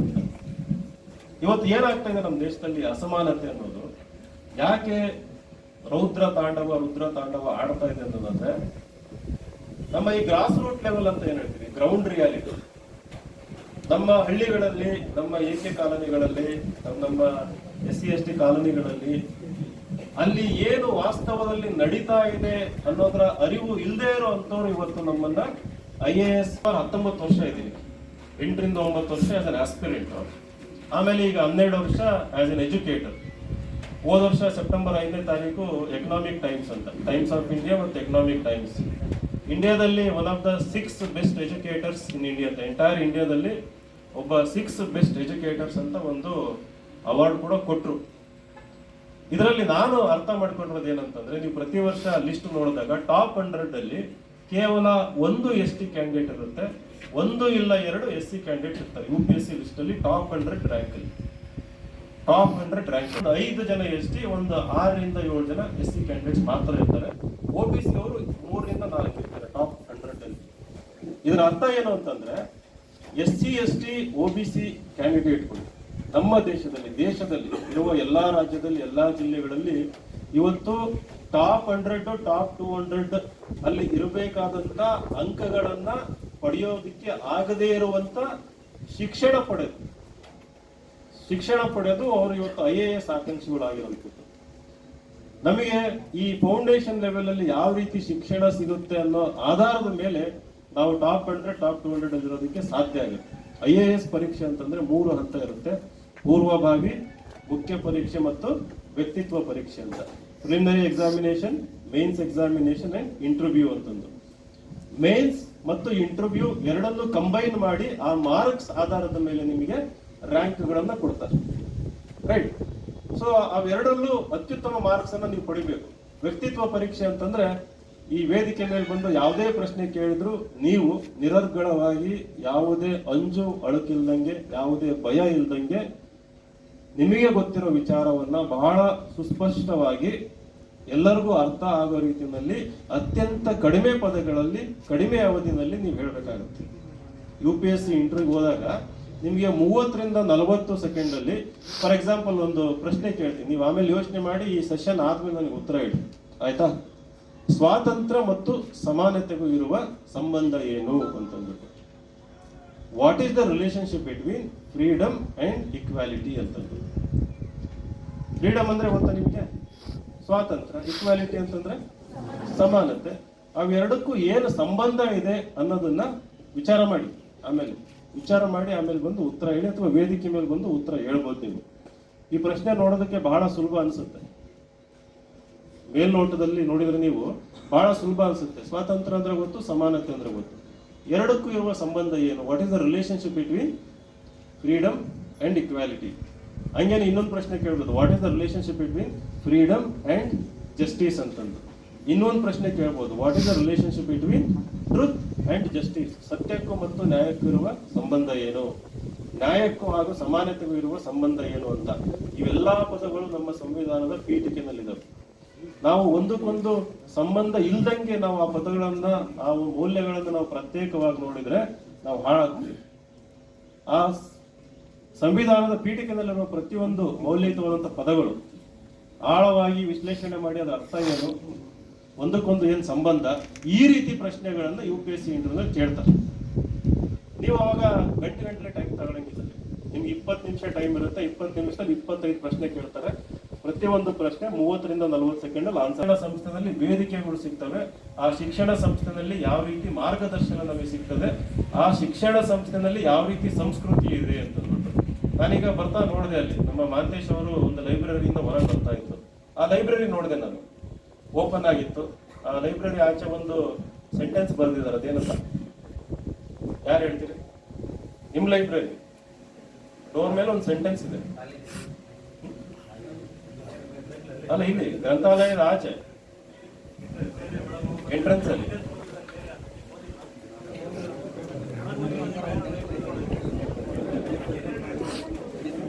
ಇಲ್ಲಿ. ಆಮೇಲೆ ಹೋಗ್ತಾನೆ ಅದನ್ನ ನೋಡಿ ನೆಕ್ಸ್ಟ್ ಟೈಮ್ ನನಗೆ ಮರ್ಕೋಯ್ತು ಅದೇನು ಅಂತ. ಇಲ್ಲಿ ತನಕ ನೆನಪಿಗೆ ಈಗ ಮರ್ಕೋಯ್ತು. ಯಾರು ನೋಡ್ಕೊಂಬಂದು ಹೇಳಿದ್ರೆ ಒಳ್ಳೇದು. ಗ್ರಂಥಾಲಯದ ಒಳಗೋಗಿ ನಾನು ಹೇಳ್ತಾ ಇದ್ದೆ, ನಮ್ಮ ಸಂಸ್ಕೃತಿ ಅಂತಂದ್ರೆ ಓದುವ ಸಂಸ್ಕೃತಿ. ಆದರೆ ಅತಿ ಹೆಚ್ಚು ಶಾಲಾ ಕಾಲೇಜುಗಳಲ್ಲಿ ಆ ಸಂಸ್ಕೃತಿ ಇವತ್ತು ನಾಶ ಆಗಿದೆ, ವಿನಾಶ ಆಗಿದೆ. ಗ್ರಂಥಾಲಯಕ್ಕೆ ಹೋಗೋದು ಯಾವಾಗಂದ್ರೆ ಎಕ್ಸಾಮ್ಗಿಂತ 1-2 ದಿನ ಮುಂಚೆ. ಯಾವ್ದಾದ್ರು ಪ್ರಾಜೆಕ್ಟ್ ಇದ್ದಾಗ ಮಾತ್ರ books are our friends. So friends ಅಂತ ಕರೆಕ್ಟ್, ಅದು ಬುಕ್ಸ್ ಆರ್ ಅವರ್ ಫ್ರೆಂಡ್ಸ್ ಅಂತಂದು, ಲೈಬ್ರರಿ ಇಸ್ ಅವರ್ ಫ್ರೆಂಡ್ ಅಂತಂದು. ನಿಜವಾದ ಸ್ನೇಹಿತ ಯಾರು ಅಂತಂದ್ರೆ ಪುಸ್ತಕ ಅಥವಾ ಜ್ಞಾನ ಅನ್ನೋದು ಅಲ್ಲಿ ಬರೆದಿದೆ. ಆಕ್ಚುಲಿ ಅದು ಬಹಳ ಅರ್ಥಪೂರ್ಣವಾದಂಥದ್ದು, ರೈಟ್. ನಾನು 3ನೇ ಕಾರಣ ಹೇಳ್ತೇನೆ. ಯಾರು UPSC ಪರೀಕ್ಷೆ ಕ್ರ್ಯಾಕ್ ಮಾಡಿ ದ ವೆರಿ ನೆಕ್ಸ್ಟ್ ಮೊಮೆಂಟ್ ಒಂದು ಸೆಲೆಬ್ರಿಟಿ ಆಗ್ತಾರೆ, right. They also become agents of social change ಅಂತಂದು. ಸಮಾಜದಲ್ಲಿ ಒಂದು ಪರಿವರ್ತನೆ ತರುವಂತವ ಶಕ್ತಿ ಉಳ್ಳುವಂತ ಶಕ್ತಿಗಳಾಗ್ತಾರೆ ಅನ್ನುವಂಥದ್ದು. ನಿಮ್ಮ ಸೋಷಿಯಲ್ ಸ್ಟೇಟಸ್ ಎಷ್ಟು ಬೇಗ ಬದಲಾಗುತ್ತೆ ಅನ್ನೋದಾದ್ರೆ ಅನ್ಇಮ್ಯಾಜಿನೇಬಲ್. ಯಾರಿಗೂ ಇಮ್ಯಾಜಿನೇಷನ್ ಇಲ್ಲ. ನಿಮ್ಮ ತಂದೆ ತಾಯಿಗೆ ಎಷ್ಟು ಗೌರವ ಸಿಗ್ತದೆ ಸಮಾಜದಲ್ಲಿ, ಇದು ಪ್ರತಿಷ್ಠೆ ಅಲ್ಲ. ಇದು ನಮ್ಮ ದೇಶದಲ್ಲಿ ಜಾತಿ ವ್ಯವಸ್ಥೆ ಇದೆ. ಡಾಕ್ಟರ್ ಬಾಬಾ ಸಾಹೇಬ್ ಅಂಬೇಡ್ಕರ್ ಹೇಳ್ತಾ ಇದ್ರು, it's extremely rigid social system ಅಂತಂದ್ಬಿಟ್ಟು. ಅಂದ್ರೆ ಒಂದು ಮೊಬಿಲಿಟಿ ಇಲ್ಲ ಅಂತಂದು. ಒಂದು ಜಾತಿಯಿಂದ ಇನ್ನೊಂದು ಜಾತಿ, ಒಂದು ವರ್ಗದಿಂದ ಇನ್ನೊಂದು ವರ್ಗ, ಒಂದು ಆಕ್ಯುಪೇಷನ್ ಇಂದ ಇನ್ನೊಂದು ಆಕ್ಯುಪೇಷನ್ ಇಂದ ಹೋಗ್ಬೇಕು ಅನ್ನೋದಾದ್ರೆ ಹಲವಾರು ಅಡೆತಡೆಗಳು, ರೈಟ್. ಅನ್ಟಚಬಿಲಿಟಿ, ಅಸ್ಪೃಶ್ಯತೆಯಿಂದ ಶುರುವಾಗಿ ನಮ್ಮನ್ನ ಸಮಾಜದಲ್ಲಿ ನಾವೇನಾದ್ರೂ ಏಳಿಗೆ ಕಾಣಿಸ್ತೀವಿ, ಒಳ್ಳೆ ಸ್ಥಾನಮಾನ ಬಯಸಿ ಮೇಲೆ ಬರ್ತೀವಿ ಅನ್ನೋದಾದ್ರೆ ತಡೆಯೋದಕ್ಕೆ ಸಾವಿರಾರು ಫೋರ್ಸಸ್ ಇರುವಂತ ಒಂದು ದುಷ್ಟ ಸಮಾಜ ನಮ್ಮ ಇಡೀ ಭಾರತದ ಸಮಾಜ ಈಗಲೂ ಹಂಗೆ ಇದೆ. ನೀವು ಆ ಒಂದು ದುಷ್ಟ ಸಾಮಾಜಿಕ ಪರಿಸ್ಥಿತಿನಲ್ಲಿ ರೈಸ್ ಆಗ್ಬೇಕು ಅನ್ನೋದಾದ್ರೆ, ನಮ್ಮ ಜಾತಿ ಮೀರಿ ಧರ್ಮ ಮೀರಿ ರೈಸ್ ಆಗ್ಬೇಕು ಅನ್ನೋದಾದ್ರೆ UPSC ಕಂಡಕ್ಟ್ ಮಾಡೋ IAS ಎಕ್ಸಾಮಿನೇಷನ್ ನಿಮ್ಗಿರುವಂತ ಒಂದು ಬಹುದೊಡ್ಡ ಮಾರ್ಗ. ಅದು ನೀವು IAS ಅಧಿಕಾರಿ ಆದ್ಮೇಲೆ SC ST ಅಂತ ಯಾರು ನೋಡಲ್ಲ. ಆದ್ರೂ ನೋಡಿದ್ರು ಕೆಲವೊಬ್ರು ಕಟು ವ್ಯಕ್ತಿಗಳು 2014ರಲ್ಲಿ 17ರಲ್ಲಿ ಟೀನಾ ಡಾಬಿ ಅಂತಂದು ಇಡೀ ದೇಶಕ್ಕೆ ರ್ಯಾಂಕ್ 1 ಬಂದ. ಇಡೀ ದೇಶಕ್ಕೆ ರ್ಯಾಂಕ್ 1 ಟೀನಾ ಡಾಬಿ ಅಂತ SC ಕ್ಯಾಂಡಿಡೇಟ್. ಇಡೀ ದೇಶಕ್ಕೆ ರ್ಯಾಂಕ್ 1 ಬರೋದು ಅಂತಂದ್ರೆ ದೇಶದಲ್ಲಿರುವ 10 ಲಕ್ಷ ಅಪ್ಲಿಕೇಶನ್ ಏನ್ ಹಾಕಿದ್ರು ಅವರೆಲ್ಲರಿಗಿಂತ ಹೈಯೆಸ್ಟ್ ಮಾರ್ಕ್ಸ್ ನ ಸ್ಕೋರ್ ಮಾಡಿ ರ್ಯಾಂಕ್ 1 ಬಂದಿತ್ತು. ಆದ್ರೆ ಏನಾಗಿತ್ತು, ಪ್ರಿಲಿಮ್ಸ್ ಅಲ್ಲಿ SC ಕ್ಯಾಟಗರಿನಲ್ಲಿ ಪ್ರಿಲಿಮ್ಸ್ ಪಾಸ್ ಆಗೋಗಿತ್ತು ಮೊದಲನೇದು. ಜಸ್ಟ್ ಅದೇನು 0.5 ಮಾರ್ಕ್ಸ್ ಅಲ್ಲಿ ಪ್ರಿಲಿಮಿನರಿ ಎಕ್ಸಾಮಿನೇಷನ್ ಪಾಸ್ ಆಗಿತ್ತು. ಪೂರ್ವಭಾವಿ ಪರೀಕ್ಷೆ ಅಂತಂದ್ರೆ ಸ್ಕ್ರೀನಿಂಗ್ ಟೆಸ್ಟ್ ಅಂತಂದ್ರೆ ನೀವೆಲ್ಲರೂ ಎಕ್ಸಾಮ್ಗೆ ಅಪ್ಲೈ ಮಾಡಿದಾಗ ಅದರಲ್ಲಿ ಮೋಸ್ಟ್ ಸೀರಿಯಸ್, ಮೋಸ್ಟ್ ಸ್ಟುಡಿಯಸ್, ಯಾರು ಅಗಾಧವಾದ ಜ್ಞಾನ ಸಂಪಾದನೆ ಮಾಡಿರುತ್ತೆ ಅವ್ರನ್ನ ಫಿಲ್ಟರ್ ಮಾಡಿ ಕಡಿಮೆ ವ್ಯಕ್ತಿಗಳನ್ನ 1,000 ಸೀಟ್ ಇತ್ತು ಅಂತಂದ್ರೆ ಸುಮಾರು 12 ರಿಂದ 13,000 ಜನನ ಮೇನ್ಸ್ ಎಕ್ಸಾಮ್ಗೆ ಕರೀತಾರೆ ನೆಕ್ಸ್ಟ್ ಅಂತಿತ್ತು. ಯಾಕಂದ್ರೆ 10 ಲಕ್ಷ ಜನನ್ನು ಮೇನ್ಸ್ ಬರ್ಸೋದಕ್ಕೆ ಆಗಲ್ಲ. 9 ಪೇಪರ್ ಇರುತ್ತೆ, ಅದನ್ನ ಇವ್ಯಾಲ್ಯೂಯೇಷನ್ ಮಾಡ್ಕೊಂಡು ಕುಂತ್ರೆ the most brilliant IAS officer, role model for each and every girl. ನೀವೇನು ಕೂತಿದ್ದೀರಿ ಎಲ್ಲರಿಗೂ ರೋಲ್ ಮಾಡಲ್. ಅಷ್ಟು ಅಗಾಧವಾದ ಜ್ಞಾನ. ಅವ್ರ ಆನ್ಸರ್ ಕಾಪಿ ನೀವೇನಾದ್ರು ಡೌನ್ಲೋಡ್ ಮಾಡಿ ನೋಡ್ಕೊಂಡ್ರೆ ಅದು ಅಷ್ಟೊಂದು ಜ್ಞಾನ ಎಲ್ಲಿಂದ ಬಂತು ಅಂತಂದ್ರೆ ನಮ್ಗೆಲ್ಲ ಆಶ್ಚರ್ಯ ಆಗುತ್ತೆ. ಸೊ ಅಷ್ಟು ನಮ್ಮ ಸಾಮಾಜಿಕ ಒಂದು ವ್ಯವಸ್ಥೆನಲ್ಲಿ ದ್ವೇಷ ಮಾಡುವಂತ, ಅಸೂಯೆ ಮಾಡುವಂತ ಪ್ರವೃತ್ತಿ ಮಾಡ್ತೀರಿ. ಡಿಗ್ರಿ ಮಾಡಿದ್ಮೇಲೆ ನಾನು ನೋಡಿರೋ ಪ್ರಕಾರ, ಯಾಕಂದ್ರೆ ಈ ಕ್ಷೇತ್ರದಲ್ಲಿ ಅಗಾಧವಾಗಿ ಪಾದಯಾತ್ರೆ ಎಲ್ಲ ಮಾಡಿದ್ದೆ, ಪ್ರತಿಯೊಂದು ಹಳ್ಳಿಗೆ ಹೋದಾಗ ಡಿಗ್ರಿ ಮಾಡಿರುವಂತ ಯುವಕ ಯುವತಿಯರು ಇವತ್ತು ಹಳ್ಳಿನಲ್ಲಿ ಇವತ್ತು ಕೆಲಸ ಮಾಡ್ತಾರೆ. ಅದು ಹೊಲಮನೆ ಕೆಲಸ ಇರ್ಬೋದು, ಡ್ರೈವರ್ ಇರ್ಬೋದು, ಗಾರೆ ಇರ್ಬೋದು, ಪೇಂಟಿಂಗ್ ಕೆಲಸ ಇರ್ಬೋದು, ಅಥವಾ ದಾವಣಗೆರೆಗೂ ಅಥವಾ ಇಲ್ಲೆಲ್ಲ ಹತ್ತಿರದಲ್ಲಿ ಚಿತ್ರದುರ್ಗಕ್ಕೆ ಹೋಗಿ ಎಲ್ಲೋ ಸಣ್ಣ ಸಣ್ಣ ಕಂಪ್ನಿಗಳಲ್ಲಿ 6ರಿಂದ 10 ಸಾವಿರಕ್ಕೆ ಕೆಲಸ ಮಾಡುವಂತ ಪರಿಸ್ಥಿತಿ ಇದೆ. ನೀವು ಅಷ್ಟು ಸಂಬಳ ತಗೊಂಡು ಕೆಲಸ ಮಾಡ್ಕೊಂತ ಯಾವ ಪರಿವರ್ತನೆ ಯಾವಾಗುತ್ತೆ ನಿಮ್ ಜೀವನದಲ್ಲಿ ಇರ್ಬೋದು, ಅಥವಾ ನಿಮ್ಮ ಊರಲ್ಲಿ ಇರ್ಬೋದು, ಅಥವಾ ನಮ್ಮ ಒಂದು ಏನು ಸಮಾಜ ಇರುತ್ತೆ, ಸಮಾಜದಲ್ಲಿ ಅಸಾಧ್ಯ. ಈಗಿರೋ ಒಂದು ಪರಿಸ್ಥಿತಿನಲ್ಲಿ ಅದು ಅಸಾಧ್ಯ. ನಾಳೆ ನಿಮ್ಮ ಮಕ್ಕಳನ್ನು ಕೂಡ ಒಳ್ಳೆ ಎಜುಕೇಶನ್ ಕೊಡಿಸೋದಕ್ಕೂ ಕೂಡ ಸಾಧ್ಯ ಆಗೋದಿಲ್ಲ. ಹಾಗಾಗಿ ನೀವು ಮಹತ್ವಾಕಾಂಕ್ಷಿಗಳು ಆಗ್ಬೇಕು. ಆಗ್ಲೇ ನನ್ನ ಇಂಟ್ರೊಡಕ್ಷನ್ ಓದ್ಬೇಕಾದ್ರೆ ಹೇಳಿದ್ರು ದನದ ಕೊಟ್ಟಿಗೆಯಲ್ಲಿ ಬೆಳೆದಿದ್ದು ಅಂತಂದು. ಅದು ಹಲವಾರು ಸ್ಪೀಚ್ಗಳಲ್ಲಿ ಹೇಳ್ತಾ ಇದ್ದೀನಿ, ಅದನ್ನ ಮತ್ತೆ ರಿಪೀಟ್ ಮಾಡ್ತೀನಿ. ನನಗೆ ರಿಪೀಟ್ ಮಾಡಬಾರ್ದು ಅಂತ ಅನಿಸುತ್ತೆ, ಬಟ್ ಆ ಒಂದು ಘಟನೆ ಹೇಳೋದಕ್ಕೆ ಇಷ್ಟಪಡ್ತೀನಿ. ನಾವು ಕಕ್ಕರಗೊಳದಲ್ಲಿ ಹೋಗ್ಬೇಕಾದ್ರೆ ಒಂದು ದನದ ಮನೆಯಲ್ಲಿ ವಾಸ ಇದ್ದಿದ್ದು. ಯಾಕೆ ದನದ ಮನೆಯಲ್ಲಿ ವಾಸ? ಅವರು ಮುಂದೆ ಬಂದು ನಿಮಗೆ ನಮ್ಮ ದನದ ಮನೆ ಇದೆ, ತಾತ್ಕಾಲಿಕವಾಗಿ ನೀವು ವಾಸ ಇದೆ ಅಂತ ಕೊಟ್ಟರು. ಸೊ ನಾನು, ನಮ್ಮ ತಾಯಿ, ನನ್ನ ತಮ್ಮ ಅಲ್ಲಿ ವಾಸ ಇದ್ವಿ. ನಮ್ಮ ತಂದೆ ಅಲ್ಲಿ ಇಲ್ಲಿ ಕೆಲಸ ಹುಡ್ಕೊಂಡು ಹೋಗ್ತಾ ಇದ್ರು. ಇಲಿ ಯಜ್ಞ ಕಾಟ ಯಾವಾಗೋದ್ರು ಆ ಮನೆಯಲ್ಲಿ. ಬಟ್ ನಮ್ಮ ತಂದೆಗೆ ಏನಂತಂದ್ರೆ ಪುಸ್ತಕ ಓದೋ ಹವ್ಯಾಸ, ಉಚಿತವಾಗಿ ಶಿಕ್ಷಣ ಪಡೆದಿದ್ರು. ಅಲ್ಲಿ ಶಿಕ್ಷಣ ಪಡಿಬೇಕಾದ್ರೆ ಅವರಿಗೆ ಅಲ್ಲಿ ಅವರ ಗುರುಗಳು ಒಂದು ಮಾತನ್ನು ಅವರಿಗೆ ಬಹಳ ಸ್ಪಷ್ಟವಾಗಿ ಮನದಟ್ಟಾಗುವಂತೆ ಜೀವನದಲ್ಲಿ ನೆನಪಿಡ್ಕೊಳ್ಳೋ ರೀತಿಯಲ್ಲಿ ಹೇಳಿದ್ರು. ಇವತ್ತು ನಮ್ಮ ಸಾಮಾಜಿಕ ಪರಿಸ್ಥಿತಿ ಹೇಗಿದೆ ಅಂತಂದ್ರೆ, ಇಲ್ಲಿ ನಾವು ಇಲ್ಲಿರುವ ಬಡತನ, ಇಲ್ಲಿರುವ ಈ ದುಷ್ಟ ವ್ಯವಸ್ಥೆಯಿಂದ ನಾವೇನಾದ್ರೂ ಎಸ್ಕೇಪ್ ಆಗ್ಬೇಕು ಅನ್ನೋದಾದ್ರೆ ಶೋಷಿತ ವರ್ಗದವ್ರಿಗಿರ್ಬೋದು, ಅಥವಾ ಯಾರು ಇದರಿಂದ ಈ ಪರಿಣಾಮಕ್ಕೆ ಒಳಗಾಗಿರ್ತಾರೆ, ವಿಕ್ಟಿಮ್ಸ್ ಇರ್ತಾರೆ, ಅವ್ರಿಗಿರೋ ಒಂದೇ ಮಾರ್ಗ, ಅದು ಜ್ಞಾನದ ಮಾರ್ಗ ಅಂತ. ನೀವು ಜ್ಞಾನ ಸಂಪಾದನೆ ಮಾಡಿ, ಪುಸ್ತಕಗಳನ್ನ ಪ್ರೀತಿಸಿ, ಪುಸ್ತಕಗಳನ್ನ ಸ್ನೇಹಿತರನ್ನ ಮಾಡ್ಕೊಂಡು ಜ್ಞಾನ ಸಂಪಾದನೆ ಮಾಡ್ಕೊಂಡು ನೀವು ಇದರಿಂದ ಎಸ್ಕೇಪ್ ಆಗ್ಬೋದು. Otherwise there is no other option ಅಂತಂದು ಅವ್ರಿಗೆ ಹೇಳಿದ್ರು. ಸೊ ಹಾಗಾಗಿ ಅವ್ರಿಗೆ ಮನಸ್ಸಲ್ಲಿ ಗಟ್ಟಿ ಕೂತಿದ್ರಿಂದ ಏನ್ ಮಾಡ್ತಾ ಇದ್ರು, ಎಲ್ಲೇ ಹೋದ್ರು ಪುಸ್ತಕ ತಗೊಂಡ್ಬರ್ತಾ ಇದ್ರು, ನಮ್ಮ ದನದ ಮನೆಯಲ್ಲಿ ಇಡ್ತಾ ಇದ್ರು. ನನಗೆ ಗೊತ್ತಿರಂಗೆ 800ರಿಂದ 1000 ಪುಸ್ತಕ ಇತ್ತು ಆ ಮನೆಯಲ್ಲಿ, ಎಲ್ಲ ಸೆಕೆಂಡ್ ಹ್ಯಾಂಡ್ ಪುಸ್ತಕಗಳೇ. ಬಟ್ ಇಲಿಗಳು ಯಜ್ಞಗಳು ಬಂದ್ ಕಷ್ಟ ಇದ್ವು ಬುಕ್ಸ್ ನ. ಸೊ ಅವ್ರು ಯಾವಾಗಾದ್ರೂ ಒಂದು ತಿಂಗಳಿಗೆ ಒಂದ್ಸರಿ ವಾಪಸ್ ಬಂದಾಗ ನೋಡಿದಾಗ ಆ ಬುಕ್ಸ್ ಡ್ಯಾಮೇಜ್ ಆಗಿರ್ತಾ ಇತ್ತು. ಸೊ ನನ್ಗೆ ಹೇಳ್ತಾ ಇದ್ರು, ನನಗೂ ನಮ್ಮ ತಮ್ಮ ಕರೆದ್ಬಿಟ್ಟು ಬಹಳ ಸ್ಟ್ರಿಕ್ಟ್ ಆಗಿ ಹೇಳ್ತಾ ಇದ್ರು, ನೀನ್ ಕಚ್ಚಿಸ್ಕೊಂಡ್ರು ಪರವಾಗಿಲ್ಲ, ಯಾವ ಕಾರಣಕ್ಕೂ ಒಂದು ಪುಸ್ತಕ ಡ್ಯಾಮೇಜ್ ಆಗಬಾರ್ದು, ನೀವು ಅವನ್ನ ಕಾಪಾಡಬೇಕು, ಯಾವಾಗಲೂ ಅದ್ರನ್ನ ಕಣ್ಣಿಟ್ಟಿರ್ಬೇಕು ಅಂತ. ಸೊ ನಾವೇನ್ ಮಾಡ್ತಾ ಇದ್ವಿ, ಪ್ರತಿ ಸರಿ ಬಾಕ್ಸ್ ಓಪನ್ ಮಾಡೋದು, ಬುಕ್ಸ್ ಡ್ಯಾಮೇಜ್ ಆಗಿದಾವಿಲ್ಲ ಅಂತ ನೋಡೋದು. ನಮ್ದು ಎದ್ದು ಬಿದ್ದು ದೃಷ್ಟಿ, ನಮ್ಮ ಒಂದು ಗಮನ ಏನಂತೀವಿ ಅದ್ರ ಮೇಲೆ ಇರೋದು, ಯಾವಾಗಲೂ ಬುಕ್ಸ್ ಮೇಲೆ. ಹಿಂಗ್ ಮಾಡ್ತಾ ಏನಾಯ್ತು, ನಾವು 3-4ನೇ ಕ್ಲಾಸಲ್ಲಿ ಪುಸ್ತಕ ಓದೋದು ಕಲ್ತ್ಬಿಟ್ಟಿವಿ ನಾವು. 6ರಿಂದ 12ನೇ ಕ್ಲಾಸ್ ಜವಾಹರ್ ನವೋದಯ ವಿದ್ಯಾಲಯದಲ್ಲಿ ಶಿಕ್ಷಣ ಪಡೆಯುವಂತ ಭಾಗ್ಯ ನಮ್ದಾಯ್ತು. ನೋಡಿ, ಆ ಒಂದು ದನದ ಮನೆಯಲ್ಲಿ ವಾಸ ಇದ್ದಾಗ suddenly Navodaya school, CBSE English medium, ದೊಡ್ಡ ಹೈಫೈ ಬಿಲ್ಡಿಂಗ್ಗಳು, ಅಲ್ಲಿ ಹೋಗೋ ಭಾಗ್ಯ ಸಿಕ್ಕಿತ್ತು ಪುಸ್ತಕಗಳನ್ನ ಓದಿದ್ರಿಂದ. ಈಗಿರೋ ರೀತಿಯಲ್ಲ, ಯಾವುದೇ ಒಂದು ಕೋಚಿಂಗ್, ಯಾವುದೇ ಆದಂತ ಇವಾಗ ನಾವು ಅವಕಾಶಗಳನ್ನ ನಾವೇ ಸೃಷ್ಟಿ ಮಾಡ್ಕೋಬೇಕು. ಇದು ಚಾಯ್ಸ್ ಅಂತಂದು ಹೇಳ್ತೀವಿ, ಆಯ್ಕೆ ಅಂತಂದು. ಡೆಮೋಕ್ರಸಿ, ಪ್ರಜಾಪ್ರಭುತ್ವ ಅಲ್ಲಿ ಬರ್ದಿರೋ ರೀತಿಯಲ್ಲಿ ಬುಕ್ಸ್ ಇದೆಯಲ್ಲ, that is your best friend. ಹಾಗಾಗಿ ನಿಮ್ಮಲ್ಲಿ IAS ಎಷ್ಟು ಜನ ಕೈ ಎತ್ತಿದ್ರೆ ಮೊದಲನೇ ಕೆಲಸ ನೀವು ಮಾಡಬೇಕಾಗಿರೋದನ್ನ ಖರೀದಿ ಮಾಡಿ, ಗ್ರಂಥಾಲಯದಲ್ಲಿರುವ ಅಷ್ಟು ಪುಸ್ತಕಗಳು, ಸಾಹಿತ್ಯ ಇರ್ಬೋದು, ಸಾಹಿತ್ಯೇತರ ಕೃತಿಗಳಿರ್ಬೋದು, fiction and non fiction books ಅಂತ ಹೇಳ್ತೀವಿ. ಟಾರ್ಗೆಟೆಡ್. ಆ ಪುಸ್ತಕ ಓದಿಲ್ಲ ಅಂತಂದ್ರೆ currently and in future you are totally worthless and useless. ಅಲ್ಲ, ಆ ಒಂದು ಕಾಲ ಬಂದಿದೆ. ಬಟ್ ಮುಂದಿನ ದಿನಗಳಲ್ಲಿ ನಿಮ್ಮಲ್ಲಿ ಜ್ಞಾನ ಇಲ್ಲ, ಕೌಶಲ್ಯ ಇಲ್ಲ, 3ನೇದು ಕ್ರಿಯೇಟಿವಿಟಿ ಅಂತ ಹೇಳ್ತೀವಿ, ಸೃಜನಶೀಲತೆ ಅಂತ ಹೇಳ್ತೀವಿ. ಕ್ರಿಯೇಟಿವಿಟಿ ಇಲ್ಲ ಅಂತಂದ್ರೆ ವಿ ಆರ್ ಆಲ್ ಡಿಸ್ಪೆನ್ಸಬಲ್ ಅಂತ. ಡಿಸ್ಪೆನ್ಸಬಲ್ ಅಂತ ಅಂದ್ರೆ ನಾವು ಟಿಶ್ಯೂ ಪೇಪರ್ ಏನ್ ಮಾಡ್ತೀವಿ, ಡಿಸ್ಪೆನ್ಸರ್ ಅಂತ ಹೇಳ್ತೀವಿ, ಅಥವಾ ಡಸ್ಟ್ಬಿನ್ ಅಂತ ಹೇಳ್ತೀವಿ ಅಲ್ವಾ. ಟಿಶ್ಯೂ ಪೇಪರ್ ಉಪಯೋಗಿಸಿದ ಮೇಲೆ ಏನ್ ಮಾಡ್ತೀವಿ, ಯಾಕೆ? ಉಪಯೋಗ ಬರದಂತ ವಸ್ತು ಅದು. ನಾವು ಮನುಷ್ಯರು ಕೂಡ, ಅದರಲ್ಲೂ ನೀವು ಯೂತ್, ಆ ರೀತಿ ಆಗುವಂತ ಸಂದರ್ಭ, ದೊಡ್ಡ ಆತಂಕ ಕಾಲ ನಮಗೆ ಎದುರಾಗ್ತಾ ಇದೆ. ಬಿಕಾಸ್ ಆಫ್ ಆರ್ಟಿಫಿಷಿಯಲ್ ಇಂಟೆಲಿಜೆನ್ಸ್, ಮುಂದಿನ ದಿನದಲ್ಲಿ ಕ್ವಾಂಟಮ್ ಕಂಪ್ಯೂಟಿಂಗ್ ಅಂತ ಬರುತ್ತೆ. ಅವೆಲ್ಲದರ ಪರಿಣಾಮ ಹಿಂಗೆ ಆಗ್ತದೆ.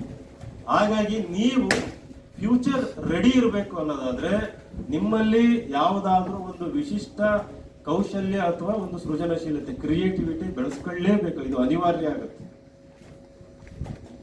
ನೀವೇನಾದ್ರೂ ಇಗ್ನೋರ್ ಮಾಡಿ ನೆಗ್ಲೆಕ್ಟ್ ಮಾಡಿದ್ರೆ ನಮ್ಮನ್ನೆಲ್ಲ ಗುಲಾಮರನ್ನಾಗಿ ಬಳಸ್ಕೊಳ್ಳುವಂತ ಪರಿಸ್ಥಿತಿ ಮುಂದಿನ ದಿನದಲ್ಲಿ ಎಲ್ಲರಿಗೂ ಬರ್ತದೆ.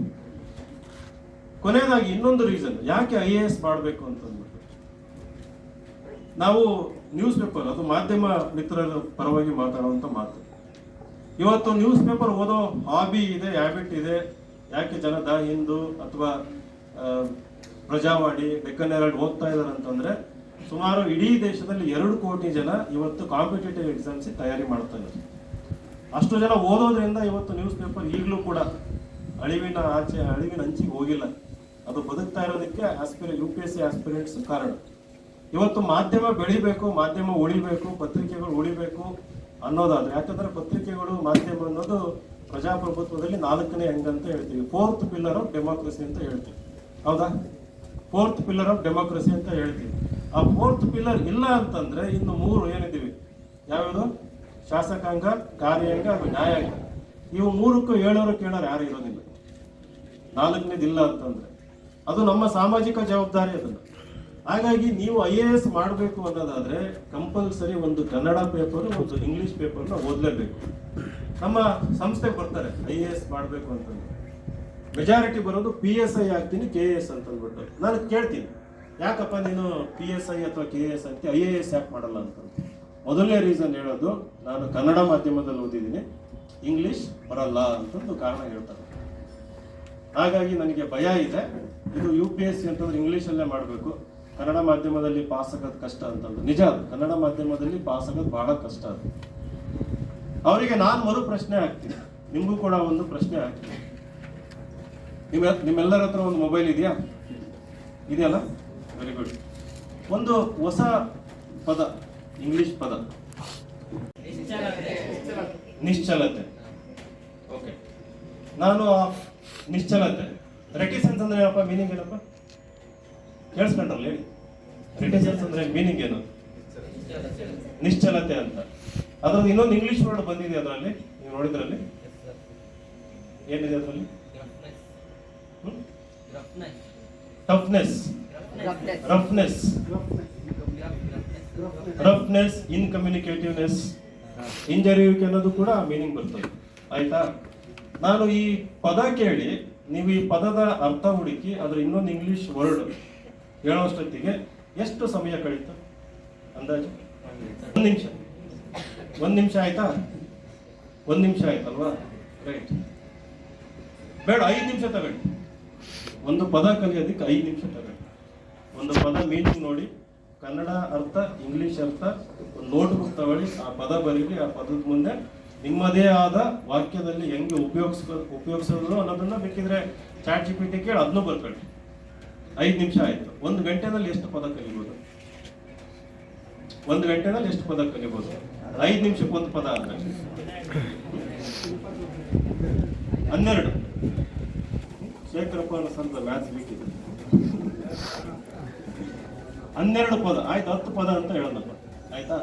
10 ಪದ 2 ಗಂಟೆನಲ್ಲಿ 20 ಪದ. ನೀವು ದಿನಕ್ಕೆ 2 ತಾಸು, 4 ತಿಂಗಳಲ್ಲಿ 2400, 5 ತಿಂಗಳಲ್ಲಿ ಹತ್ತತ್ರ ಒಂದು 2,500 3,000 ಪದ ಕಲಿಬೋದಲ್ವಾ? ರೈಟ್? ಕಲಿಬೋದಾ ಇಲ್ಲ? Yes or no? ಕಲಿಬೋದಲ್ವಾ? ನೀವು highest standard the Hindu news paper ತಗೊಂಡು ಆ ವರ್ಡ್ಸ್ನ ಲೆಕ್ಕ ಹಾಕಿ ನೋಡಿ. ಯೂನಿಕ್ ವರ್ಡ್ಸ್ ಅನ್ನೋದು 1,500 ವರ್ಡ್ ಕ್ರಾಸ್ ಆಗಲ್ಲ. ಯೂನಿಕ್ ವರ್ಡ್ಸ್ ನಾನು ಹೇಳ್ತಿರೋದು ಇಟ್ಟು, ಬಟ್ಟು, ಈಸು, ಯಾಸು, ದೇ, ದಿಸ್ ಅನ್ನೋದು ಬಿಟ್ಬಿಡಿ. ಅವನ್ನೆಲ್ಲ ಯೂನಿಕ್ ವರ್ಡ್ಸ್ ಅನ್ನೋದು ಇನ್ಕ್ಲೂಡಿಂಗ್ ಸಿಟಿ ಅನ್ನೋ ವರ್ಡ್ನು ಸೇರಿಸ್ಕೊಂಡು, ವಿಲೇಜ್ ಅನ್ನೋ ವರ್ಡು ಸೇರಿಸ್ಕೊಂಡು 2,000 to 2,500 ಪದಗಳು ಮಾತ್ರ ಇರ್ತವೆ. ನೀವು ಯಾವುದೇ ದಿನ 365 ದಿನದಲ್ಲಿ ಯಾವುದೇ ದಿನ ಯಾವುದೇ ಪತ್ರಿಕೆ ತಗೊಂಡು ಲೆಕ್ಕ ಹಾಕಿ ನೋಡಿ. ನೀವೆಲ್ಲರೂ ಈ ಕ್ಷಣ ಮನಸ್ಸು ಮಾಡಿದ್ರೆ ನೆಕ್ಸ್ಟ್ 5 ತಿಂಗಳಲ್ಲಿ ಇಂಗ್ಲಿಷ್ ಮೀಡಿಯಂಗಿಂತಲೂ ಚೆನ್ನಾಗಿ, ಇಂಗ್ಲಿಷ್ ಮೀಡಿಯಮಲ್ಲಿ ಯಾಕೆ ಓದಿರ್ತಾರೋ ಹುಟ್ಟಿದಾಗಿಂದ ಅವರಿಗಿಂತ ಚೆನ್ನಾಗಿ ಇಂಗ್ಲಿಷ್ ವೊಕ್ಯಾಬ್ಯುಲರಿ ಕಲಿತು ಇಂಗ್ಲಿಷಲ್ಲಿ ಬರೆಯುವ ಸಾಮರ್ಥ್ಯನ ನೀವು ಅಳವಡಿಸ್ಕೋಬಹುದು. ಇದು ನಮ್ಮ ಆಯ್ಕೆ, ನಮ್ಮ ಚಾಯ್ಸ್. ನಾವೇನ್ ಮಾಡ್ತೀವಿ, ನಾನು ಅದಕ್ಕೆ ಹೇಳಿದ್ದು ಪ್ರಜಾಪ್ರಭುತ್ವ ಅಂತಂದ್ರೆ ಸ್ವಾತಂತ್ರ್ಯ, ಸಮಾನತೆ, ಆಯ್ಕೆಗಳು ಅಂತ. ನಾವು ಭಯದಲ್ಲಿರ್ತೀವಿ. ಭಯದಲ್ಲಿ ಇದ್ಕೊಂಡು ಏನ್ ಮಾಡ್ತೀವಿ, ಪ್ರಯತ್ನನೇ ಮಾಡಿರೋದಿಲ್ಲ. ಆ ಒಂದು ಭಯದಲ್ಲಿ ಪ್ರಯತ್ನನೇ ಮಾಡಕ್ ಹೋಗಿರೋದಿಲ್ಲ ಇವತ್ತಿನವರೆಗೂ ಈ ರೀತಿಯಲ್ಲಿ. ಚೇ ಗುವಾರ ಅಂತಂದ್ಬಿಟ್ಟು ಒಬ್ಬ ರೆವಲ್ಯೂಷನರಿ, ಏನ್ ಪ್ರಸನ್ನ ಸರ್ ಹಿಸ್ಟ್ರಿ ಸರ್, ಚೇ ಗುವಾರ ಅಂತಂದ್ರೆ ರೆವಲ್ಯೂಷನರಿ. ಕ್ಯೂಬಾ ದೇಶ ಎಲ್ಲ ಕೇಳಿದಿರಲ್ಲ, ಫಿಡೆಲ್ ಕ್ಯಾಸ್ಟ್ರೋ ಮತ್ತು ಚೇ ಗುವಾರ ಅಂತ ಇಬ್ರು ರೆವಲ್ಯೂಷನರಿ. ಅದರಲ್ಲಿ ಈ ಫಿಡೆಲ್ ಕ್ಯಾಸ್ಟ್ರೋ ಅವರು ಸ್ಪ್ಯಾನಿಷ್ ಸ್ಪೀಕಿಂಗ್, ಅವರೆಲ್ಲ ಇಂಗ್ಲಿಷ್ ಬರ್ತಾ ಇರಲಿಲ್ಲ. ಆದ್ರೆ ಈ ಗೆರಿಲ್ಲಾ ವಾರ್ಫೇರ್ ಅಂತಂದು ಅಂದ್ರೆ ಕಾಡಿನಲ್ಲಿ ಇದ್ಕೊಂಡ್ಬಿಟ್ಟು ನಮಗೆ ಸ್ವಾತಂತ್ರ್ಯ ಬೇಕು ಅಂತಂದು ಹೋರಾಟ ಮಾಡ್ತಿದ್ದಂತ ಮಹಾ ವ್ಯಕ್ತಿ. ಆಮೇಲೆ ಅವ್ರ ದೇಶಕ್ಕೆ ಸ್ವಾತಂತ್ರ್ಯನೂ ಸಿಗ್ತದೆ. ಅವರೊಬ್ಬ ಡಿಕ್ಟೇಟರ್ ಆಗಿ ರೂಲ್ ಮಾಡ್ತಾರೆ ಕ್ಯೂಬಾದಲ್ಲಿ. ಬಟ್ ಆತ ಒಬ್ಬ ಬಹುದೊಡ್ಡ ಹೋರಾಟಗಾರ. ಕಾಡಿನಲ್ಲಿ ಇದ್ದಾಗ ನಾವು ಇಷ್ಟೊಂದು ಹೋರಾಟ ಮಾಡ್ತಾ ಇದ್ದೀವಿ, ಈ ಪ್ರಪಂಚಕ್ಕೆ ಇದ್ರ ವಿಚಾರ ಗೊತ್ತಾಗ್ತಾ ಇಲ್ವಲ್ಲ. ಅದು ಗೊತ್ತಾಗ್ಬೇಕು ಅನ್ನೋದಾದ್ರೆ ಅಮೆರಿಕದ news paper the New York times, ಅದು ಇಡೀ ಪ್ರಪಂಚದಲ್ಲಿ ಅತ್ಯಂತ ಶ್ರೇಷ್ಠವಾದ ನಂಬರ್ 1 ನ್ಯೂಸ್ ಪೇಪರ್ ಅಂತ. ಆ ಪೇಪರ್ ಅಲ್ಲಿ ಏನಾದ್ರೂ ನಾವು ಮಾಡ್ತಿರುವಂತ ಹೋರಾಟದ ಬಗ್ಗೆ, ನಮ್ಮ ವಿಚಾರಧಾರೆ ಬಗ್ಗೆ ಅಲ್ಲಿ ಒಂದು ಲೇಖನ ಬಂತು ಅಂದ್ರೆ ಮೇ ಬಿ ಪ್ರಪಂಚಕ್ಕೆ ಗೊತ್ತಾಗುತ್ತೆ, ನಮಗೆ ಸಪೋರ್ಟ್ ಸಿಗುತ್ತೆ ಅಂತಂದು. ಇವಾಗ ಅಲ್ಲಿ ಬರಿಬೇಕು ಅಂತಂದ್ರೆ ಯಾರ ಹತ್ರನೂ ಬರೆಸ್ಬೇಕು. ಲಾಸ್ಟ್ ಇನ್ ಟ್ರಾನ್ಸ್ಲೇಷನ್ ಅಂತ ಹೇಳ್ತಾರೆ ಇಂಗ್ಲಿಷಲ್ಲಿ. ನಾವು ಕನ್ನಡದಲ್ಲಿ ಹೇಳಿದ್ರೆ ಅವ್ರು ಇಂಗ್ಲಿಷಲ್ಲಿ ಬರೆಯೋಷ್ಟೊತ್ತಿಗೆ ಅದರದ್ದು ಒಂದು ಏನು ಸತ್ವ ಇರ್ತದೆ, ಅದು ಸತ್ತೋಗೋ ಚಾನ್ಸಸ್ ಇರ್ತದೆ. ಹಾಗಾಗಿ ಆತ ಏನ್ ಮಾಡ್ತಾರೆ, ಒಂದು ಡಿಕ್ಷನರಿ ತಗೊಂಡು Spanish to English, English to Spanish ತಗೊಂಡು ಡಿಕ್ಷನರಿನಲ್ಲಿ ನಾನು ಹೇಳ್ದಂಗೆ ಪ್ರತಿದಿನ ಹಲವಾರು ಪದಗಳನ್ನ ಕಲಿತು ಅವರೇ ಆರ್ಟಿಕಲ್ ಬರೆದು ನ್ಯೂಯಾರ್ಕ್ ಟೈಮಿಗೆ ಕಳಿಸ್ತಾರೆ. ಅದು ಅಲ್ಲಿ ಪಬ್ಲಿಷ್ ಆಗುತ್ತೆ. ಇವ್ರದ್ದು ರೆವಲ್ಯೂಷನರಿ ಆಕ್ಟಿವಿಟೀಸ್ ಬಗ್ಗೆ ಇಡೀ ಪ್ರಪಂಚಕ್ಕೆ ಗೊತ್ತಾಗ್ತದೆ. ನೋಡಿ, ನಿಮ್ಮೆಲ್ಲರಲ್ಲೂ ಗಟ್ಟಿತನ ಇದೆ, ಮನಸ್ಸಿದೆ, ನಿಮ್ಮೆಲ್ಲರಲ್ಲೂ ಕಾನ್ಫಿಡೆನ್ಸ್ ಇದೆ. ನಾವು ನಮ್ಮೊಳಗಿರೋ ಒಳ್ಳೆತನ, ನಮ್ಮೊಳಗಿರೋ ಗಟ್ಟಿತನನ ಮೊದಲು ಜಾಗೃತಗೊಳಿಸ್ಬೇಕು. ನಮ್ಮೊಳಗಿರೋ ಗಟ್ಟಿತನನ, ನಮ್ಮೊಳಗಿರೋ ಆತ್ಮವಿಶ್ವಾಸನ ನಾವು ಜಾಗೃತಗೊಳಿಸ್ಬೇಕು. ಅದಕ್ಕೆ ಯಾರ ಅಪ್ಪಣೆನೂ ಬೇಕಿಲ್ಲ, ಯಾರ ಮಾರ್ಗದರ್ಶನ ಬೇಕಿಲ್ಲ. ಅವಾಗ ಇವಾಗ ಕಣ್ ತೆರೆಸುವಂತ ಈ ರೀತಿ ಸೆಷನ್ ಬೇಕಾಗ್ಬೋದಿಲ್ಲ. ಆದ್ರೆ ಆ ರಿಯಲೈಸೇಷನ್ ನಮ್ಮೊಳಗೆ ಆಗ್ಬೇಕು. ಅದು ಆಗ್ಲಿಲ್ಲ ಅಂತಂದ್ರೆ ನೀವೆಲ್ಲ ಇಂಗ್ಲಿಷ್ ಅನ್ನೋ ಇನ್ನೊಂದು ಪದ ಇದೆ, ದಯವಿಟ್ಟು ನೋಡಿ, ಮೀಡಿಯೋಕರ್ ಅಂತ, MEDIOCRE ಅರ್ಥ ಹುಡುಕಿ. ಮೀಡಿಯೋಕರ್ ಲೈಫ್ ಅಂತಂದ್ರೆ MEDIOCRE, ಮೀಡಿಯೋಕರ್ ಲೈಫ್. MEDIOCRE ಏನಂತ ಇದೆ? ಮೀಡಿಯೋಕರ್ ಅಂದ್ರೆ ಸಾಧಾರಣ. ಅದು ಇನ್ನೊಂದು ಪದ ಕೊಟ್ಟಿದಾರಂತ, ಸಾಧಾರಣ ಜೊತೆಗೆ mediocre, third class. Okay, correct, ಅದು ಸರಿಯಾದ ಪದ ಅನ್ಸುತ್ತೆ. ಮೀಡಿಯೋಕರ್ ಲೈಫ್ ಅಂತಂದು ನಮ್ಮ ಆಡು ಭಾಷೆಯಲ್ಲಿ ಎಂತ ಲೈಫ್? ಥರ್ಡ್ ಕ್ಲಾಸ್ ಲೈಫ್ ಅಂತಂದ್ಬಿಟ್ಟು ಮೀಡಿಯೋಕರ್ ಅಂತ ಇಂಗ್ಲಿಷ್ ಅಲ್ಲಿ ಸರಿಯಾದ ಪದ. ನೀವು ಮೀಡಿಯೋಕರ್ ಲೈಫ್ ನ ಬದುಕೋದಕ್ಕೆ ಬಯಸ್ತಿರೋ ಅಥವಾ ದಾವಣಗೆರೆ ಅಂತ ಜಿಲ್ಲೆಗೆ ಬಂದು ಜಿಲ್ಲಾ ಪೊಲೀಸ್ ವರಿಷ್ಠಾಧಿಕಾರಿನೋ, ಇನ್ಕಮ್ ಟ್ಯಾಕ್ಸ್ ಕಮಿಷನರ್ ಆಗಿನೋ, ಯಾವ್ದನ್ನು ಬಯಸ್ತೀರಿ ನೀವು? ನಮ್ಮ ಒಳಗಿರೋ ಬಯಕೆ ಏನು? ನಮ್ಮೆಲ್ಲರ ಒಳಗಿರೋ ಬಯಕೆ ಏನು ಅಂತಂದ್ರೆ ನಮಗೆ ಒಂದು ಆತ್ಮಗೌರವ, ವ್ಯಕ್ತಿ ಗೌರವ ಸಿಗ್ಬೇಕು, ನಮ್ಮ ಐಡೆಂಟಿಟಿ ಗಟ್ಟಿ ಆಗ್ಬೇಕು, ಇನ್ನೊಬ್ರು ನಮ್ಮನ್ನ ಗುರುತಿಸ್ಬೇಕು, ನಮಗೆ ನಮ್ಮ ಕೈಯಲ್ಲಿ ಒಂದು ಒಳ್ಳೆ ಅಧಿಕಾರ ಬರಬೇಕು, ಸಮಾಜದಲ್ಲಿ ಒಳ್ಳೆ ಕೆಲಸ ಮಾಡೋದಕ್ಕೆ ಅನ್ನೋದು ನಮ್ಮೆಲ್ಲರ ಒಳಗಿರುವಂತ ಬಯಕೆ. ಹೌದಾ? ನೀವು ಆ ಬಯಕೆಗೆ you should give wings to that desire ಅಂತಂದ್ರೆ, ಆಸ್ಪಿರೇಷನ್ ಅಂತಂದ್ರೆ, giving wings to your aspiration ಅಂತಂದ್ರೆ ನಮ್ಮೊಳಗಿರುವ ಬಯಕೆ, ನಮ್ಮೊಳಗಿರುವ ಆಕಾಂಕ್ಷೆಗೆ ನಾವು ಗರಿಗೆದರೋದು ಅಂತ ಹೇಳ್ತಾರೆ. ಓ ನನ್ನ ಚೇತನ ಆಗುನಿ ಅನಿಕೇತನ, ಅದರ ಅರ್ಥ ಏನು? ಯಾರು ಹೇಳ್ತೀರಿ? What is the meaning of ಓ ನನ್ನ ಚೇತನ ಆಗುನಿ ಅನಿಕೇತನ ಅಂತ ಯಾರು ಹೇಳ್ತೀರಿ? ಚೇತನ ಅಂತಂದ್ರೆ ಇಂಗ್ಲಿಷ್ ಅಲ್ಲಿ ಸ್ಪಿರಿಟ್ ಅಂತ ಹೇಳ್ತಾರೆ. ನಮ್ಮೊಳಗಿರುವಂತ ಲೈಫ್, ನಮ್ಮೊಳಗಿರುವಂತ ಸ್ಪಿರಿಟ್. ಕುವೆಂಪು ಅವರು ಹೇಳಿದ್ರು, ಓ ನನ್ನ ಚೇತನ ಆಗುನಿ ಅನಿಕೇತನ. ಅನಿಕೇತನ ಅಂತಂದ್ರೆ ಬಿಕಮ್ ಬೌಂಡ್ಲೆಸ್ ಅಥವಾ ಹೋಮ್ಲೆಸ್ ಅಂತ. ಲಿಟ್ರಲ್ ಮೀನಿಂಗ್ ಅಂತಂದ್ರೆ ಮನೆ ಇಲ್ಲದೆ ಇರೋದು. ಅನಿಕೇತನ ಅಂತಂದ್ರೆ ಒಂದು ನೆಲೆ ಇಲ್ಲದೆ ಇರೋಂಥದ್ದು, ಮನೆ ಇಲ್ಲದೆ ಇರೋಂಥದ್ದು. O my spirit you become free ಅಂತಂದ್ಬಿಟ್ಟು. ಫ್ರೀ ಅಂತಂದ್ರೆ ನಾವು ಫ್ರೀಡಮ್ ಅನ್ನ, ನಮ್ಮ ಚಾಯ್ಸ್. ನಾನು PDO ಆಗಿದ್ದೆ, 2 ವರ್ಷ PDO ಆಗಿದ್ದೆ, 1 ವರ್ಷ 8 ತಿಂಗಳು ಬಿಟ್ಟೆ, ಅದನ್ನ ರಿಸೈನ್ ಮಾಡಿ ಬಿಟ್ಟೆ. ನಾನು ಇವತ್ತೇನಾದ್ರೂ PDO ಆಗಿದ್ರೆ, PDO ಆಗಿ ಕಂಟಿನ್ಯೂ ಆಗಿದ್ರೆ ನಾನು ಇವತ್ತು executive officer. Maybe Jagalur taluk panchayat EO ಆಗಿರ್ತೀನಿ ನಾನು ಯಾವ ಕಾರಣಕ್ಕೂ ಈ ವೇದಿಕೆ ಮೇಲೆ ಕರಿತಿರ್ಲಿಲ್ಲ. ಓಚಿ ಬೋರಯ್ಯ ಕರಿತಿರ್ಲಿಲ್ಲ. ದಾವಣಗೆರೆ MP ಆಗ್ತೀನಿ ಅಂತ ಬಂದು ಧೈರ್ಯ ಮಾಡೋಕ್ಕಾಗ್ತಿರ್ಲಿಲ್ಲ. ದೇವೇಂದ್ರಪ್ಪ ಸರ್ ಅವರ ಈ ಒಂದು ಪ್ರೀತಿ ವಿಶ್ವಾಸ ಗಳಿಸೋದಕ್ಕೆ ಗೊತ್ತಿಲ್ಲ, ಅವ್ರ ದೊಡ್ಡ ಮನಸ್ಸು ಅವ್ರದ್ದು. ಅಂದ್ರೆ ನನ್ನ ಲೈಫು ಅಗೇನ್ ಮೀಡಿಯೋಕರ್ ಲೈಫ್ ಆಗಿರ್ತಾ ಇತ್ತು. ಬಿಟ್ಟೆ ಅದನ್ನ. ಆಮೇಲೆ KS ಆಯ್ತು, ಸೇರ್ಕೊಳ್ಳಿಲ್ಲ. IAS ಮಾಡಬೇಕು ಜಿಲ್ಲಾಧಿಕಾರಿ. ಯಾಕಂತಂದ್ರೆ ನಾವು ದನದ ಮನೆಯಲ್ಲಿ ವಾಸ ಇದ್ದಿದ್ರಿಂದ ನಾನು ಬೇರೆ ಬಡವರು ಆ ರೀತಿ ಕಷ್ಟ ಅನುಭವಿಸಬಾರ್ದು, ಮನೆಗಳು ಕಟ್ಟಿಸ್ಬೇಕು, ಆಮೇಲೆ ಶಿಕ್ಷಣದಲ್ಲಿರುವ ಅಸಮಾನತೆ ಹೋಗ್ಲಾಡಿಸ್ಬೇಕು ಅನ್ನೋದು ಮುಂಚೆಯಿಂದ ಇರುವಂತ ಒಂದು ದೊಡ್ಡ ಕನಸು ನನಗೆ. ಸೊ ಹಾಗಾಗಿ IAS ಮಾಡ್ಬೇಕಂತ, ಯಾಕಂದ್ರೆ ಬಡವರಿಗೆ ಅದೊಂದು ದಾರಿ. ಆಮೇಲೆ ಇನ್ನೊಂದು ರೀಸನ್ ಹೇಳ್ತೀನಿ, ದ ಮೋಸ್ಟ್ ಇಂಪಾರ್ಟೆಂಟ್ ಯಾಕೆ ಮಾಡ್ಬೇಕಂತಂದ್ರು, ನರೇಂದ್ರ ಮೋದಿ ಅವರು ಫೋನ್ ಮಾಡಿ ಹೇಳಿದ್ರು ಕೂಡ UPSC ನಲ್ಲಿ ಕರಪ್ಷನ್ ನಡೆಯಲ್ಲ, ಇನ್ಫ್ಲೂಯೆನ್ಸ್ ನಡೆಯಲ್ಲ. ನರೇಂದ್ರ ಮೋದಿನೇ ಫೋನ್ ಮಾಡಿ UPSC ಯಾರಿಗೆ ಹೇಳ್ತೀನಿ ಅಂತಂದ್ರೆ ಅದು ಅಸಾಧ್ಯ. UPSC ನಲ್ಲಿ ನೀವು ಸರ್ ಮಗ ಮೆರಿಟ್ ಮೇಲೆ ಪಾಸ್ ಆಗಿರೋಂಥದ್ದು. ಅವರು ಯಾವ ಇನ್ಫ್ಲೂಯೆನ್ಸ್ ನಡೆಯಲ್ಲ, ಯಾವ ಕರಪ್ಷನ್ ನಡೆಯಲ್ಲ. Purely based on your knowledge, your merit, your hard work, your consistency and your dedication ಅಂತ ಹೇಳ್ತೀವಿ. ಅದು ಯಾರು ಸ್ವಂತ? ಅದೆಲ್ಲ ನಮ್ದೇ ತಾನೇ. ಅದು ಯಾರಾದ್ರೂ ಎಕ್ಸ್ಟರ್ನಲ್ಲಿ ನಿಮ್ಮ ಮೇಲೆ ಇಂಪೋಸ್ ಮಾಡೋಕ್ಕಾಗತ್ತೆ? ಅದನ್ನ ಇಲ್ಲ, ಅದು ನಮ್ದೇ ತಾನೇ, ನಮ್ಮೊಳಗೆ ಇರೋದು ತಾನೇ. ಸೊ ನೀವು UPSC ಪರೀಕ್ಷೆ ತಗೊಂಡ್ರೆ ಅಲ್ಲಿ ಪ್ಯೂರ್ಲಿ ಬೇಸ್ಡ್ ಆನ್ ಮೆರಿಟ್. ಇವತ್ತಿನವರೆಗೂ ನಮ್ಮ ಇಡೀ ಭಾರತ ದೇಶದಲ್ಲಿ ಯಾವುದಾದ್ರೂ ಒಂದು ಸಂಸ್ಥೆ ವಿತೌಟ್ ಕರಪ್ಷನ್ ಗಟ್ಟಿಯಾಗಿ ನಿಂತಿದೆ ಅಂತಂದ್ರೆ ಅದು UPSC. ಇವತ್ತು ಕೋರ್ಟ್ಗಳು ಕಾಂಪ್ರಮೈಸ್ ಆಗಿದ್ದಾವೆ, ಪಾರ್ಲಿಮೆಂಟ್ ಕಾಂಪ್ರಮೈಸ್ ಆಗಿದೆ, ಬೇರೆ ಬೇರೆ ಸಂಸ್ಥೆಗಳೆಲ್ಲ ಕಾಂಪ್ರಮೈಸ್ ಆಗಿದ್ದಾವೆ. ಆದ್ರೆ UPSC ಪ್ರತಿ ವರ್ಷ ನೆಕ್ಸ್ಟ್ ಇಯರ್ ಪ್ರಿಲಿಮಿನರಿ ಎಕ್ಸಾಮಿನೇಷನ್ ಯಾವಾಗ ನಡೀತದೆ ಅಂತಂದು ಒಂದು ವರ್ಷ ಮುಂಚೆ ನಮಗೆ ಕ್ಯಾಲೆಂಡರ್ ಕೊಡ್ತಾರೆ. ಮುಂದಿನ ವರ್ಷ ಮೇ ತಿಂಗಳು 26ನೇ ತಾರೀಕು ಪ್ರಿಲಿಮಿನರಿ ಎಕ್ಸಾಮ್ ನಡೀತದೆ ಅನ್ನೋದು ಒಂದು ವರ್ಷ ಮುಂಚೆ ನನಗೆ ಗೊತ್ತಿರ್ತದೆ. ಅವತ್ತು ದೇಶದಲ್ಲಿ ಅತ್ಯಂತ ದೊಡ್ಡ ಭೂಕಂಪ ಆಗಲಿ, ಯುದ್ಧ ನಡೀಲಿ, ಚೈನಾ ನಮ್ಮ ಮೇಲೆ ದಾಳಿ ಮಾಡಲಿ, ಏನಾದರೂ ಮಾಡಲಿ, ಅವತ್ತು ಪ್ರಿಲಿಮಿನರಿ ಎಕ್ಸಾಮ್ ನಡೀತದೆ. UPSC ಮಾಡೇ ಮಾಡ್ತಾರೆ. ಯಾವ ಕಾರಣಕ್ಕೂ ಪೋಸ್ಟ್ಪೋನ್ ಮಾಡಲ್ಲ. One and only time Covid ಟೈಮಲ್ಲಿ. ಕೋವಿಡಲ್ಲಿ ಯಾಕೆ ಅಂತಂದ್ರೆ ಜನಗಳು ಹತ್ರ ಬರಂಗಿರ್ಲಿಲ್ಲ. ಕೋವಿಡಲ್ಲಿ ಯಾಕೆಂದ್ರೆ ಜನ ಹತ್ರ ಈ ರೀತಿ ಗೊತ್ತಲ್ಲ 6 feet ಡಿಸ್ಟೆನ್ಸ್ ಆ ಟೈಮಲ್ಲಿ. ಹಂಗಾಗಿ 2 ತಿಂಗಳು ಪೋಸ್ಟ್ಪೋನ್ ಮಾಡಿದ್ರು. ಅದು ಬಿಟ್ಟರೆ ಯಾವತ್ತೂ ಕೂಡ ಎಕ್ಸಾಮ್ನ ಪೋಸ್ಟ್ಪೋನ್ ಮಾಡಿಲ್ಲ, ಕ್ಯಾನ್ಸಲ್ ಅಂತೂ ಅವ್ರ ಲೈಫಲ್ಲೇ ಮಾಡಿಲ್ಲ. ಆಮೇಲೆ ಮೇನ್ಸ್ ಎಕ್ಸಾಮ್ ಯಾವಾಗ ನಡೀತೆ, ಇಂಟರ್ವ್ಯೂ ನಡೀತೆ ಅಂತಂದು ನಿಮ್ಗೆಲ್ಲ ಗೊತ್ತಿರ್ತದೆ. ಸಿಲೆಬಸ್ ಫಿಕ್ಸ್ಡ್ ಇರ್ತದೆ. ಆ ಸಿಲೆಬಸ್ ಪ್ರಕಾರನೇ ಪ್ರಶ್ನೆಗಳು ಬರ್ತದೆ. ಆ ಸಿಲೆಬಸ್ ಪ್ರಕಾರ ಬರುವಂತ ಪ್ರಶ್ನೆಗಳಿಗೆ ಸರಿಯಾದ ಕರೆಕ್ಟ್ ಆದ ಮಾರ್ಗದರ್ಶನ ಇವತ್ತು ನಮ್ಮ ಹತ್ರ ಇತ್ತು. ನಾನು ನಿಮ್ಮ ಮುಂದೆ ನಿಂತು ಮಾತಾಡ್ತಿದ್ದೀನಿ ಅಂತಂದ್ರೆ ಇಲ್ಲಿ ಎಷ್ಟು ಜನ ಕೂತಿದ್ದೀರಿ, ಅದಕ್ಕಿಂತ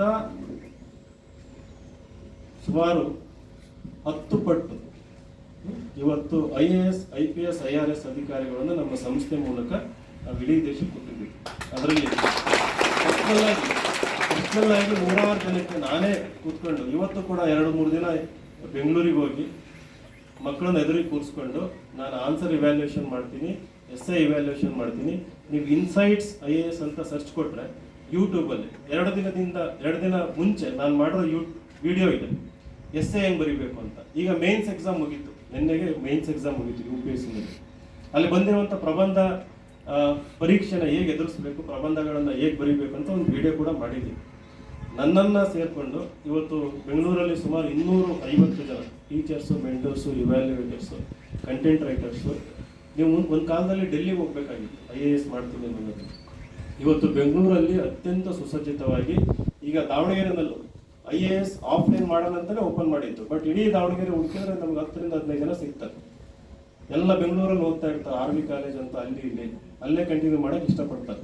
KPSC ಆಫ್ಲೈನು ದಾವಣಗೆರೆನಲ್ಲಿ ಬಹಳ ಚೆನ್ನಾಗಿ ನಡೀತಾ ಇದೆ. 8 ತಿಂಗಳು ಕೋರ್ಸ್ ಕೊಡ್ತೀವಿ. ಬೆಂಗಳೂರಲ್ಲಿ ನಾನು ಹೇಳೋದು ಯಾರು ಕೂಡ KSC ಟ್ರೈ ಮಾಡಬೇಡಿ, PSIಗೂ ಟ್ರೈ ಮಾಡಬೇಡಿ, ಡೈರೆಕ್ಟ್ UPSCಗೆ ಟ್ರೈ ಮಾಡಿ ಅಂತ. 6ನೇ ರೀಸನ್ ಯಾಕೆ ಅಂತಂದ್ರೆ, ನೀವು UPSCಗೆ ರೆಡಿ ಆದರೆ ಇಂಡಿಯಾದಲ್ಲಿರುವ ಆಲ್ಮೋಸ್ಟ್ ಎವ್ರಿ ಎಕ್ಸಾಮಿನೇಷನ್ ಸಿಲೆಬಸ್ ಅಲ್ಲಿ ಕವರ್ ಆಗುತ್ತೆ. ಎಲ್ಲ ಗೌರ್ಮೆಂಟ್ ಜಾಬ್ಸ್ದು ಸಿಲೆಬಸ್ಸು ಸಮ್ ಪ್ರಪೋರ್ಷನ್, ಸಮ್ ಡಿಗ್ರಿನಲ್ಲಿ ಕವರ್ ಆಗುತ್ತೆ. ನೀವು ಬ್ಯಾಂಕ್ PO ಎಕ್ಸಾಮ್ ಬರೀತೀನಿ ಅಂತಂದ್ರೆ UPSC ನಲ್ಲಿ CSAT ಪೇಪರ್ ಅಂತ ಇರುತ್ತೆ, ಸಿವಿಲ್ ಸರ್ವಿಸಸ್ ಆಪ್ಟಿಟ್ಯೂಡ್ ಟೆಸ್ಟ್ ಅಂತ. ಅಲ್ಲಿ ಮ್ಯಾಥ್ಸ್, ರೀಸನಿಂಗ್ ಎಲ್ಲ ಕಲಿಸ್ತೀವಿ. ಸೊ ನೀವು ಬ್ಯಾಂಕ್ ಎಕ್ಸಾಮ್ ಬರೋದು ಡೈರೆಕ್ಟ್ ಬ್ಯಾಂಕ್ ಮ್ಯಾನೇಜರ್ ಆಗ್ಬೋದು. ಕರ್ನಾಟಕದಲ್ಲಿ ಮೆಜಾರಿಟಿ ಬ್ಯಾಂಕ್ ಮ್ಯಾನೇಜರ್ಸ್ ಇರೋದೆಲ್ಲ ನಾರ್ತ್ ಇಂಡಿಯನ್ಸ್. SBI ನಲ್ಲಿ ಇರ್ಬೋದು, ಕರ್ನಾಟಕ ಬ್ಯಾಂಕ್ ಇರ್ಬೋದು, ಕೆನರಾ ಬ್ಯಾಂಕ್, ಇವೆಲ್ಲ ಹೋಗಿ ನೋಡಿ PO ಇವತ್ತು ನಾನ್ ಕನ್ನಡಿಗರ್ಸ್. ರೈಲ್ವೇಸಿಗೆ ಹೋಗಿ ನೋಡಿ ಎಲ್ಲ ನಾನ್ ಕನ್ನಡಿಗರ್ಸ್. ನಮ್ಮಲ್ಲಿ ಏನಪ್ಪಾ ಅಂತಂದ್ರೆ PUC ಆದ ತಕ್ಷಣ ಓನ್ಲಿ ನೀಟು JEE. ಆಮೇಲೆ ಈ ಡಿಗ್ರಿ ಮುಗಿದ್ಮೇಲೆ ಯಾರಾದ್ರೂ ಸರ್ಕಾರಿ ನೌಕರಿ ಟ್ರೈ ಮಾಡ್ತೀನಿ ಅಂತಂದ್ರೆ ವಿಲೇಜ್ ಅಕೌಂಟೆಂಟು, ಸಬ್ ಇನ್ಸ್ಪೆಕ್ಟರ್, ಇಲ್ಲ ಟೀಚರು ಅಥವಾ PC ಆಗ್ತೀನಿ ಅಂತಂದ್ರೆ ದಯವಿಟ್ಟು ಯಾವುದೇ ಕಾರಣಕ್ಕೂ ಕೂಡ ನೀವು ಅಲ್ಪತೃಪ್ತರಾಗಬೇಕು. ಅವಕಾಶ ಇದೆ ನೀವು ಮುಂದೆ. ನೀವು UPSCಗೆ ರೆಡಿ ಆಯಿತು ಅಂತಂದ್ರೆ ನಾನು ಬೇಕಾದ್ರೆ ಓಪನ್ ಸ್ಟೇಟ್ಮೆಂಟ್ ಇದೆ, ನಾನು ಬರ್ಕೊಟ್ಬಿಡ್ತೀನಿ ಖಾಲಿ ಪೇಪರಲ್ಲಿ. ಇನ್ಸೈಟ್ಸ್ IAS ಅಲ್ಲ, ಎಸ್ಪೆಷಲಿ 2 ರಿಂದ 3 ವರ್ಷ ನೀವು UPSC ಗೈಡೆನ್ಸ್, ದುಡ್ಡು ಬಗ್ಗೆ ವರಿ ಮಾಡಬೇಡಿ. SC STಗೆ ಸಂಪೂರ್ಣ ಉಚಿತವಾದ ಕೋಚಿಂಗ್ ಇದೆ, ಸರ್ಕಾರ ಕೊಡುತ್ತೆ, ನಾವು ಕೊಡುತ್ತೆ. ನಾನಿಲ್ಲಿ ನಮ್ಮ ಇನ್ಸೈಟ್ಸ್ ಬಗ್ಗೆ ನಾನು ಮಾರ್ಕೆಟಿಂಗ್ ಮಾಡ್ತಾ ಇಲ್ಲ. You don't have to worry about money. 2 ರಿಂದ 3 ವರ್ಷ ನೀವು ಕೋಚಿಂಗ್ ತಗೊಂಡ್ರೆ ಅಷ್ಟು ಡೆಪ್ತ್ ಅಲ್ಲಿ 3 ವರ್ಷದ ಒಳಗೆ ನಿಮಗೆ ಒಂದು ಸರ್ಕಾರಿ ನೌಕರಿ ಗ್ಯಾರಂಟಿ. ಅದು ವಿಲೇಜ್ ಅಕೌಂಟೆಂಟ್ ಇರ್ಬೋದು, SDA ಇರ್ಬೋದು, FDA ಇರ್ಬೋದು. ಬಟ್ ಅದೇನಂದ್ರೆ ಮೊದಲನೇ ಮೆಟ್ಲು. ನೀವು ಅಲ್ಲಿಗೆ ಸೆಟ್ಲ್ ಆಗ್ಬಿಡ್ಬಾರ್ದು. ಒಂದು PS ಆಯ್ತು ಅಂತಂದ್ಬಿಟ್ಟು ಏನು ವಿಡಿಯೋಗಳನ್ನ ಹಾಕೊಂಡು ಅಲ್ಲಿ ಸಿಂಗಮ್ ತರ ಓಡಾಡ್ಕೊಂಡು ಅಲ್ಟಿಮೇಟ್ಲಿ ನೀವೆಲ್ಲ IPS ಕೆಳಗೆ ಬರೋದು. ಸ್ಟ್ರಿಕ್ಟ್ ಹೈರಾರ್ಕಿ ಇರ್ತದೆ ಪೊಲೀಸಲ್ಲಿ, IPS ಕೆಳಗೆ ಬರೋದು. ನಿಮ್ಗೆ ಅನ್ಸುತ್ತೆ 3-4 ವರ್ಷ ಆದ್ಮೇಲೆ ಅಯ್ಯೋ ನಾನು ಪ್ರಯತ್ನ ಪಟ್ಟಿದ್ದೆ. ಇವತ್ತೆಲ್ಲ ನಮ್ಮ ಇನ್ಸ್ಟಿಟ್ಯೂಷನ್ ಅಲ್ಲಿ SIಗಳು ಆಗಿರೋರು ನನ್ನ ಹತ್ರ ಬಂದು ಮಾತಾಡೋದಕ್ಕೆ ಭಯ ಪಡ್ತಾರೆ. ನಾನು ಬೈತೀನಿ ಅವ್ರಿಗೆ, ನಿಮ್ಗೆ ಎಷ್ಟು ಟ್ಯಾಲೆಂಟೆಡ್ ಇದೆ ನೀನು. ಇನ್ನು 2 ವರ್ಷ ಕಷ್ಟಪಟ್ಟಿದ್ರೆ IPS ಆಗ್ತಿದ್ದೆ. ಈಗ ನೀನು 30 ವರ್ಷ ಕಷ್ಟಪಟ್ಟರು IPS ಆಗೋದು ಕಷ್ಟ ಇದೆ. ಸರ್ವಿಸಲ್ಲಿ ಪ್ರಮೋಷನ್ ಆಗೋದಷ್ಟು ಸುಲಭ ಅಲ್ಲ ಇದು. ಅಂತ ಹೇಳ್ತೀವಲ್ಲ, ಅಪೆಟೈಟ್ ಅಂದ್ರೆ ಹಂಗರ್ ಅಂತ ಹೇಳ್ಬೋದು. ರಿಸ್ಕ್ ಅವರ್ಸ್ ಸೊಸೈಟಿ ಅಂತ ಹೇಳ್ತೀವಿ ನಾವು. ರಿಸ್ಕ್ ಅವರ್ಸ್ ಅಂತಂದ್ರೆ aversion towards someone or something ಅಂತಂದ್ರೆ ಅವನಿಗೆ ಅದು ಕಂಡ್ರೆ ಇಷ್ಟ ಇಲ್ಲ ಅಂತಂದ್ರು. ಅಂದ್ರೆ ನಮಗೆ ರಿಸ್ಕ್ ತಗೊಳ್ಳೋದು ಕಂಡ್ರೆ ಇಷ್ಟ ಇಲ್ಲ ಅನ್ನೋ ಒಂದು ಸೊಸೈಟಿ. ಏನಾದ್ರೂ ಒಂದು ಚಿಕ್ಕದು ಸಿಕ್ತು ಅಂತಂದ್ರೆ ತೃಪ್ತರಾಗ್ಬೇಕು. ಟೀಚರ್ಗೆ ಟೀಚರ್ ಆಗೋದೇ ಒಂದು ದೊಡ್ಡ ಅಚೀವ್ಮೆಂಟ್. ಅಲ್ಲಿಂದ ಏನು ಪ್ರಯತ್ನ ಮಾಡಲ್ಲ ಅವರು. 2 ರೀತಿ ಪ್ರಯತ್ನ ಮಾಡಬಹುದು. ಒಂದು ರಿಸ್ಕ್ ತಗೊಂಡು ಇನ್ನೊಂದು ಪರೀಕ್ಷೆ ಬರೀಬಹುದು. ಬೇಡ ಅದು ಕಷ್ಟ ಅಂದ್ರೆ ಜಾಬ್ನಲ್ಲೇ ಇಟ್ಕೊಂಡು ಮತ್ತೆ ಮರು ಪ್ರಯತ್ನ ಮಾಡಿ. ಇಲ್ಲ ಅದು ವರ್ಕ್ ಆಗ್ತಾ ಇಲ್ಲ ಅಂತಂದ್ರೆ ಅಲ್ಲಿ ಬೆಳೆದಕ್ಕೆ ಪ್ರಯತ್ನ ಮಾಡ್ಬೇಕು ನಾವು ಆ ಫೀಲ್ಡ್ ಅಲ್ಲಿ. ಫಾರ್ ಎಕ್ಸಾಂಪಲ್ ಸತೀಶ್ ಅವರು ಇದ್ದಾರೆ, ಆಕ್ಟಿವಿಸ್ಟ್ ಇದ್ದಾರೆ, ರೈಟ್. ನನಗೆ ಜಗಳೂರು ಜರ್ನಲಿಸ್ಟ್ ಕಂಡ್ರೆ ಬಹಳ ಇಷ್ಟ ಇದೆ. ಧನ್ಯಕುಮಾರ್ ಬಂದಿದ್ದಾರೆ. ಅವರು ಕೇವಲ ಜರ್ನಲಿಸ್ಟ್ಗಳಲ್ಲ, ಅದ್ರ ಜೊತೆಗೆ ಆಕ್ಟಿವಿಸಮ್ ಮಾಡ್ತಾರೆ, ಸಾಹಿತ್ಯ ಆಗೋದಕ್ಕೂ ಪ್ರಯತ್ನ ಮಾಡ್ತಾರೆ. ಕೆಲವೊಬ್ರು ಬುಕ್ಸ್ ಬರೆದಿದ್ದಾರೆ. ನಮ್ಮ ಶುಕ್ರದೇಶ ಬಂದಿಲ್ಲ. ನಾವು ಟೀಚರ್ ಆದ್ರೆ ಸಾಹಿತ್ಯ ಆಗ್ಬೋದು, ಬಾನು ಮುಷ್ತಾಕ್ ಆಗ್ಬೋದು. ನೀವು ಟೀಚರ್ ಆದ್ರೆ ಬಾನು ಮುಷ್ತಾಕ್ ಆಗಿ ನೀವು ಕೂಡ ಇಂಟರ್ನ್ಯಾಷನಲ್ ಬುಕ್ಕರ್ ಪ್ರೈಸ್ ನ ತಗೋಬಹುದು. ಆಗಿರಲ್ಲ ನಾವು. ಪ್ಯಾಸಿವ್ ಅಂತಂದ್ರೆ ಇನ್ನೊಬ್ಬರ ಮೇಲೆ ಅವಲಂಬಿತರಾಗಿರ್ತೀವಿ, ಇನ್ನೊಂದ್ರ ಮೇಲೆ ಅವಲಂಬಿತರಾಗಿರ್ತೀವಿ. ನಾವು ಪ್ಯಾಸಿವ್ ಸೊಸೈಟಿ ಆಗಿದ್ದೀವಿ.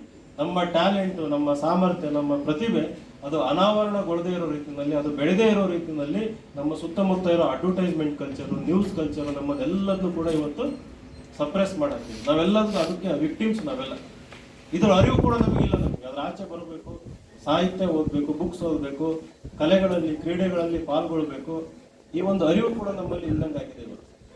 ದಯವಿಟ್ಟು ನೀವು ಎಸ್ಪೆಷಲಿ ಈ ಜನರೇಷನ್ ಆ ರೀತಿ ವಿಕ್ಟಿಮ್ಸ್ ಆಗೋದಕ್ಕೆ ಹೋಗ್ಬೇಡಿ. ನಾನು ಹೇಳ್ತಾ ಇರೋದು ನಿಮಗೆಲ್ಲ ಅರ್ಥ ಆಗ್ತಿದ್ಯಾ? ಇಷ್ಟ ಆಗ್ತಿದ್ಯಾ? ಕೇವಲ ಅರ್ಥ ಆಗ್ತಿದ್ಯಾ ಅಥವಾ ಇಷ್ಟನೂ ಆಗ್ತಾ ಇದೆಯಾ? 2 ಆಗ್ತಾ ಇದೆಯಾ? You have to be very careful, right. ಇವತ್ತು ನಮ್ಮೆಲ್ಲರ ಮೇಲೆ ದಬ್ಬಾಳಿಕೆ ಮಾಡೋದು ಬಹಳ ಸುಲಭ. ಯಾಕಂತಂದ್ರೆ ನಮ್ಮ ಇಗ್ನೋರೆನ್ಸ್, ಲ್ಯಾಕ್ ಆಫ್ ನಾಲೆಡ್ಜ್. ನಮ್ಮ ಸಿಸ್ಟಮ್ ದಬ್ಬಾಳಿಕೆ ಮಾಡುತ್ತೆ, ಮೀಡಿಯಾ ದಬ್ಬಾಳಿಕೆ ಮಾಡ್ತದೆ. ನಮ್ಮ ಎಲ್ಲರನ್ನೂ ಕೂಡ ಇವತ್ತು ಈಸಿಯಾಗಿ ಸೈಲೆನ್ಸ್ ಮಾಡಿಸ್ಬೋದು. ನೀವು ಸೈಲೆಂಟ್ ವಾಯ್ಸಸ್ ಆಗಬಾರ್ದು ನೀವೆಲ್ಲ, ರೈಟ್. ಬೆಳಿಬೇಕು, ನೀವೆಲ್ಲ ಬೆಳಿಬೇಕು. ಬೆಳೆಯುವಂಥ ಟ್ಯಾಲೆಂಟ್ ಪ್ರತಿಭೆ ನಿಮ್ಮ ಹತ್ರ ಇದೆ. ಇವಾಗ 80% UPSC ಪ್ರಿಪರೇಷನ್ ನೀವು ಕೋಚಿಂಗ್ ತಗೊಳ್ಳದೇ ಮುಗಿಸ್ಬೋದು. 80% UPSC ಪ್ರಿಪರೇಷನ್ ಕೋಚಿಂಗ್ ಇನ್ಸ್ಟಿಟ್ಯೂಷನ್ಗೆ ಬರ್ದಂಗೆ, ಕೋಚಿಂಗ್ ತಗೊಳ್ದಂಗೆ 1 ರೂಪಾಯಿ ಒಳ್ಳೆಯದು. ನೀವು 21 ವರ್ಷ ಆಗೋದಕ್ಕಿಂತ ಮುಂಚೆ, ಈಗ UPSC ಎಕ್ಸಾಮ್ ಬರೆಯೋದಕ್ಕೆ ಮಿನಿಮಮ್ 21 ವರ್ಷ ಆಗಿರಬೇಕು. ಜನರಲ್ ಕ್ಯಾಟಗರಿ ಆಗಿದ್ರೆ 21 ರಿಂದ 32 ವರ್ಷ. ನಿಮಗೆ 6 ಪ್ರಯತ್ನಗಳು ಇರ್ತವೆ.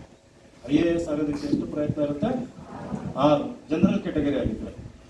OBC ಆಗಿದ್ರೆ 21 ವರ್ಷದಿಂದ 35 ವರ್ಷ, 9 ಪ್ರಯತ್ನಗಳು ಇರ್ತವೆ. 9 ಪ್ರಯತ್ನ OBC ಆಗಿದ್ರೆ, ರೈಟ್. SC/ST ಆಗಿದ್ರೆ ಏಜ್ 21ರಿಂದ 37 ವರ್ಷ, ಅಷ್ಟು ವರ್ಷ ಎಷ್ಟು ಪ್ರಯತ್ನ ಬರ್ತದೆ? ಸುಮಾರು 16ರಿಂದ 17 ಪ್ರಯತ್ನಗಳು ಸಿಗ್ತವೆ. ಅಷ್ಟು ಪ್ರಯತ್ನ ನಿಮ್ಮ ಜೊತೆ ಇರ್ತದೆ ನೀವು IAS ಆಗೋದಕ್ಕೆ. ರೈಟ್? ಯಾವುದಾದ್ರೂ ಒಂದು ರೆಕಗ್ನೈಸ್ಡ್ ಯೂನಿವರ್ಸಿಟಿಯಿಂದ ಒಂದು ಡಿಗ್ರಿ ಇದ್ರೆ ಸಾಕು ನೀವು IAS ಮಾಡೋದಕ್ಕೆ. ಎನಿ ಯೂನಿವರ್ಸಿಟಿ ಫ್ರಮ್ ಇಂಡಿಯಾ, ಯಾವುದಾದ್ರೂ ಆಗಿರ್ಬೋದು. ಅಷ್ಟೇ, ಕ್ವಾಲಿಫಿಕೇಶನ್ ಇಷ್ಟೇ, ಏಜ್ ಇಷ್ಟು ಆ್ಯಂಡ್ ಒಂದು ಡಿಗ್ರಿ ಆಗಿರಬೇಕು. ನೀವು SSLC-ನಲ್ಲಿ 50% ತೆಗೆದ್ರು ದೇ ಡೋಂಟ್ ಕೇರ್, ಡಿಗ್ರಿನಲ್ಲಿ 40-50% ತೆಗೆದ್ರು ದೇ ಡೋಂಟ್ ಕೇರ್, PUC-ನಲ್ಲಿ ಬರೀ 35% ತೆಗೆದ್ರು they don't care. Percentage doesn't matter. Right? ಇವಾಗ ಆ 3 ಕೆಲಸ ಏನು ಅಂತಂದ್ರೆ, ಮೊದಲನೇದು ಪ್ರತಿದಿನ ನೀವು ಹೆಂಗೆ ಬೆಳಗ್ಗೆ ಎದ್ದ ತಕ್ಷಣ ಯಾರ ಹತ್ರ ಏಳಿಸ್ಕೊಳ್ದಂಗೆ ಒಡಿಸ್ಕೊಳ್ದಂಗೆ ಹೋಗಿ ಬ್ರಷ್ ಮಾಡ್ತಿರಲ್ಲ, ಮಾಡ್ತಿರೋ ಇಲ್ಲ? ಯಾರು ಹೇಳ್ಬೇಕು ನಿಮಗೆ? ಬೈಬೇಕಾ? ಇಲ್ಲ ತಾನೆ? ಯಾಕೆ ಮಾಡಿ? ಆರೋಗ್ಯಕರವಾಗಿ ಇರ್ಬೇಕಂತ ಬ್ರಷ್ ಮಾಡೋಣ ನಾವು ಬೆಳಗ್ಗೆ. It has become A habit. ಅದು ನಾನು ಬೆಳಗ್ಗೆ ಎದ್ದ ತಕ್ಷಣ ಮಾಡೋದು ಹ್ಯಾಬಿಟ್. ಅದು ಇನ್ವಾಲಂಟ್ರಿ ಅಂತ ಹೇಳ್ತೀವಿ. ಇನ್ವಾಲಂಟ್ರಿ ಅಂತಂದ್ರೆ ಯಾರು ಹೇಳಂಗಿಲ್ಲ, ಸ್ವಯಂ ಪ್ರೇರಿತನಾಗಿ ಹೋಗ್ಬಿಟ್ಟು ಫಸ್ಟ್ ಹೋಗೋದೇ ಬ್ರಷ್ ತಗೊಳ್ಳೋದು ಮಾಡೋದು. ರೈಟ್? ಅದೇ ರೀತಿ ಪ್ರತಿದಿನ ಹ್ಯಾಬಿಟ್ ಆಗಿ ಮಿನಿಮಮ್ 2 ಗಂಟೆ ನ್ಯೂಸ್ ಪೇಪರ್ ಓದೋದನ್ನ ಅಭ್ಯಾಸ ಮಾಡ್ಕೋಬೇಕು. ಒಂದು ಇಂಗ್ಲಿಷ್, ಒಂದು ಕನ್ನಡ. ಅದರಲ್ಲಿ ವಿಶೇಷವಾಗಿ ಸಂಪಾದಕೀಯ ಅಂತ ಏನು ಬರುತ್ತಲ್ಲ ಅದನ್ನ ಓದೋದನ್ನ ಅಭ್ಯಾಸ ಮಾಡಬೇಕು. ನಮ್ಮ ಕೋಚಿಂಗ್ ಇನ್ಸ್ಟಿಟ್ಯೂಷನ್ಗೆ ಬರೋದಕ್ಕಿಂತ ಮುಂಚೆ 2ರಿಂದ 3 ವರ್ಷ ಯಾರಾದರೂ ಒಂದು ಕಂಪಲ್ಸರಿ ಇಂಗ್ಲಿಷ್, ಒಂದು ಕಂಪಲ್ಸರಿ ಕನ್ನಡ ನ್ಯೂಸ್ ಪೇಪರ್ ಓದೋ ಅಭ್ಯಾಸ ಮಾಡ್ಕೊಂಡಿರೋ ಬಂದಿದ್ರೆ you are already 50 to 60% prepare for the examination. ನಿಮ್ಮ ಹತ್ರ ಡೈರೆಕ್ಟ್ ಆಗಿ ನಾನು ಪ್ರಶ್ನೆ ಕೊಟ್ಟು ಆನ್ಸರ್ ಹೆಂಗೆ ಬರೆಯೋದು ಅಂತ ಹೇಳ್ಕೊಡ್ತೀನಿ. ಕ್ಲಾಸಲ್ಲಿ ಕೂರಿಸಿ ನಿಮಗೆ ಸ್ಪೂನ್ ಫೀಡ್ ಮಾಡೋಕ್ಕೆ ಹೋಗಲ್ಲ. ಎರಡನೇದು NCERT ಟೆಕ್ಸ್ಟ್ ಬುಕ್ಸ್ ಬರುತ್ತೆ, ಬೇಸಿಕ್. ಕ್ಲಾಸ್ 6th ಇಂದ 12th ತನಕ all social science text books. ಆಯ್ತಾ? History, geography, polity, economy, society, ಇವೆಲ್ಲ ಬುಕ್ಸ್ನ ತಗೊಂಡು ಓದಬೇಕಾಗುತ್ತೆ. ಇಂಗ್ಲಿಷ್ ಪುಸ್ತಕಗಳನ್ನೇ ಖರೀದಿ ಮಾಡಿ ನೀವು ಓದಬೇಕು. ಕನ್ನಡ ದಯವಿಟ್ಟು ಓದಕ್ಕೆ ಹೋಗಬೇಡಿ. ಇಂಗ್ಲಿಷ್ ಪುಸ್ತಕ, ಕನ್ನಡ ಪೇಪರ್ ಓದಿ, ಬಟ್ ಬುಕ್ ಕನ್ನಡ ಸಾಹಿತ್ಯ ಓದಿ. ಕುವೆಂಪು, ಬೇಂದ್ರೆ ಅವ್ರು ಬಂದಿರುವಂಥ ಸಾಹಿತ್ಯ. NCERT ಅಂತಂದ್ರೆ national council for educational research and training ಅಂತಂದ್ರೆ ಅಲ್ಲಿ ಒಂದು ದೊಡ್ಡ ಕಮಿಟಿಗಳು ಇರ್ತವೆ, ಇಂಡಿಯಾಸ್ ಬೆಸ್ಟ್ ಮೈಂಡ್ಸ್. ಅವರು ಪ್ರತಿಯೊಂದು ಡೆಮೋಕ್ರಸಿ ಅಂತಂದ್ರೆ ಒಂದು ಚಾಪ್ಟರ್ ಬರೆಯೋದಕ್ಕಿಂತ ಮುಂಚೆ 100 ಮೀಟಿಂಗ್ ಆಗಿರ್ತವೆ ಆ ಚಾಪ್ಟರ್ ಹೆಂಗ್ ಬರೀಬೇಕು ಅಂತಂದ್ರೆ. So the best concepts, clear concept ನಿಮ್ಗೆ NCERT ನಲ್ಲಿ ಸಿಗ್ತದೆ. ಹಾಗಾಗಿ NCERT ಓದೋದನ್ನ ಅಭ್ಯಾಸ ಮಾಡ್ಕೋಬೇಕು. ಅಷ್ಟು ಸಬ್ಜೆಕ್ಟ್ಸ್ ನೀವೇನಾದರೂ 2 to 3 times ಅಷ್ಟು ಬುಕ್ಸ್ ಓದೋದಕ್ಕೆ ನಿಮಗೆ 8 ತಿಂಗಳು ಸಾಕು. 6ರಿಂದ 8 ತಿಂಗಳು. ಕ್ಲಾಸ್ 6 to 12 3 ವರ್ಷದಲ್ಲಿ 3 ಸರಿ ನೀವು ಓದ್ಬೋದು. ಅದು ನಮ್ಮ ಆಯ್ಕೆ. ಅದು 3,000 ರೂಪಾಯಿ ಕೊಟ್ಟು ಟ್ರಂಪ್ ಬ್ರೇಕಪ್ ಆಗಿದೆ. ಚೀನಾ ಮತ್ತು ಮೋದಿ ಫ್ರೆಂಡ್ಸ್ ಆಗಿದೆ, ಮತ್ತೆ ರಷ್ಯಾ ಅವರೆಲ್ಲ ಫ್ರೆಂಡ್ಸ್ ಆಗಿದ್ದಾರೆ ಅಂತ. ರೈಟ್? ಇದನ್ನ ನಾವು ಯಾವ ಕ್ಯಾಟಗರಿ ಸೇರಿಸ್ತೀವಿ ನ್ಯೂಸ್ನ? ಇಂಟರ್ನ್ಯಾಷನಲ್ ಅಫೇರ್ಸ್ ಅಂತ ಅಂದ್ಬಿಟ್ಟು, ವಿದೇಶ ಸುದ್ದಿ, ಇಂಟರ್ನ್ಯಾಷನಲ್ ಅಫೇರ್ಸ್ ಅಂತ ಅಂದ್ಬಿಟ್ಟು ಸೇರಿಸ್ತೀವಿ. ಇವಾಗ ಸಮಗ್ರವಾಗಿ ನಾನು ಅರ್ಥ ಮಾಡ್ಕೋಬೇಕು, India America, India Russia, India China ಅರ್ಥ ಮಾಡ್ಕೋಬೇಕಂತಂದ್ರೆ ಮೊದಲನೇದು ನನಗೆ ಭೂಗೋಳ ಶಾಸ್ತ್ರದ ಪರಿಚಯ ಇರಬೇಕು. ಜಿಯೋಗ್ರಫಿ ಪರಿಚಯ ಇರಬೇಕು. ಚೈನಾ ಎಲ್ಲಿಂದ ಎಲ್ಲಿ ತನಕ ಇದೆ, ರಷ್ಯಾ ಎಲ್ಲಿಂದ ಎಲ್ಲಿ ತನಕ ಇದೆ.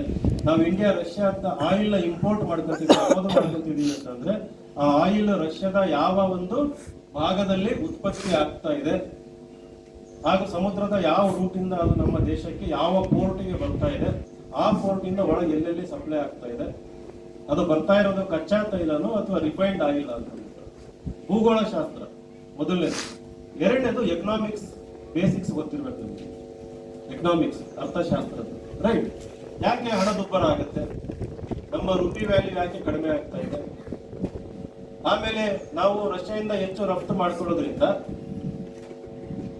ನಮಗೆ ಆಗುವ ಲಾಭ ಏನು, ನಮ್ಗೆ ಬೇಸಿಕ್ಸ್ ಆಫ್ ಎಕನಾಮಿಕ್ಸ್ ಗೊತ್ತಿರಬೇಕು. ಮೂರನೇದು ಇತಿಹಾಸ ಗೊತ್ತಿರಬೇಕು, ಪ್ರಪಂಚದ ಇತಿಹಾಸ, ವರ್ಲ್ಡ್ ಹಿಸ್ಟ್ರಿ. ರಷ್ಯಾಗಿಂತ ಮುಂಚೆ USSR ಅಂತ ಇತ್ತು. USSR ಒಡೆದು 15 ದೇಶಗಳಾದವು. ಕಾಮನ್ವೆಲ್ತ್ ಆಫ್ ಇಂಡಿಪೆಂಡೆಂಟ್ ಸ್ಟೇಟ್ಸ್ ಅಂತ, CIS ಅಂತ ಆಯ್ತು. 15 ದೇಶ ಆದ್ಮೇಲೆ ರಷ್ಯಾ ಒಂದು ದೊಡ್ಡ ದೇಶ ಉಳ್ಕೊಂಡಿದೆ. ಚೈನಾ ಮುಂಚೆಯಿಂದನೂ ಒಂದು ದೇಶ ಆಗಿತ್ತ, ಸ್ವತಂತ್ರ ದೇಶ ಆಗಿತ್ತ, ಅಥವಾ ಚೈನಾ ಯಾವ್ದಾದ್ರು ಭಾರತದ ತರ ಯಾವ್ದಾದ್ರು ದೇಶದ ಒಳಗೆ ಆಳ್ವಿಕೆಗೆ ಒಳಪಟ್ಟಿತ್ತ? ಇವಾಗ we still have colonial mind set ಅಂತ ಹೇಳ್ತಾರೆ. ಅಂದರೆ ಇಂಡಿಯನ್ಸ್ ಸ್ಟಿಲ್ ಯಾವ ದಟ್ ಸ್ಲೇವ್ ಮೆಂಟಾಲಿಟಿ ಅಂತ. ಬ್ರಿಟಿಷ್ ಆಡಳಿತ ಸಂಸ್ಕೃತಿ ನಮ್ಮ ಸಮಾಜ ಯಾವ ರೀತಿ ಬೆಳೀತು, ಯಾವ ರೀತಿ ಡೆವಲಪ್ ಆಯ್ತು ಅಂತ.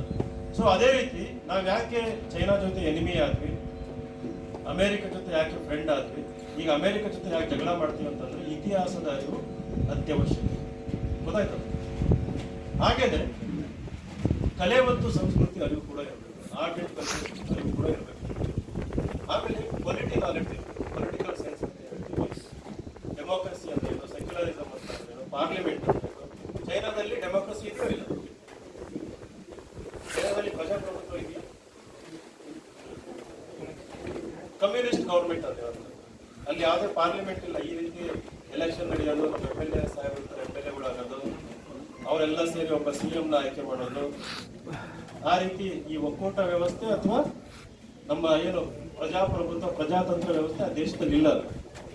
ಇವಾಗ ಪ್ರಜಾತಂತ್ರ ವ್ಯವಸ್ಥೆ ಇಲ್ಲದೆ ಇರುವಂತ ದೇಶದ ಜೊತೆ ಒಂದು ಪ್ರಜಾಪ್ರಭುತ್ವ ದೇಶ ಯಾವ ರೀತಿ ವ್ಯವಹಾರ ಮಾಡಬೇಕು, ನಮ್ಮ ಇನ್ಸ್ಟಿಟ್ಯೂಷನ್ ಅವ್ರ ಇನ್ಸ್ಟಿಟ್ಯೂಷನ್ ಬೇರೆ ಬೇರೆ ರೀತಿ ಇದಾವೆ, ನೀವು ಯಾವ ರೀತಿ ಹೊಂದಾಣಿಕೆ ಮಾಡ್ತೀವಿ.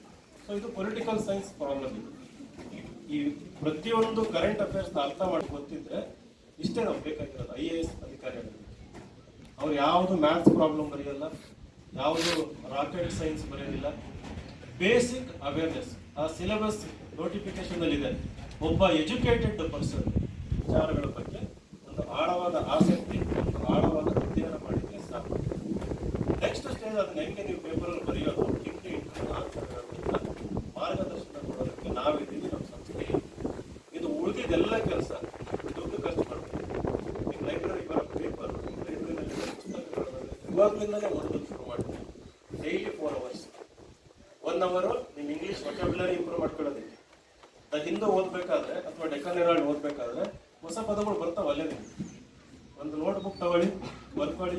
ನಿಮ್ಮ ಟೀಚರ್ಗಳು ಎಕ್ಸರ್ಸೈಸ್ ಮಾಡಿಲ್ಲ ಅನ್ಫಾರ್ಚುನೇಟ್ಲಿ, ಹೌದ್ರಿಂದ ನೀವೆಲ್ಲ ಕಲಿಬೇಕಾದ್ರೆ. ನಾನು ಹೇಳಿ ಅದು ಇಂಗ್ಲೀಷ್ ಕಲ್ತಿದ್ರು ಇಲ್ಲ ಅಂತಲ್ಲ, ಇದು ಕಾನ್ಶಿಯಸ್ ಆಗಿ ಮಾಡುವಂಥದ್ದು, ಒಂದು ಪ್ರಜ್ಞಾಪೂರ್ವಕವಾಗಿ ಮಾಡುವಂಥದ್ದು. ರೈಟ್?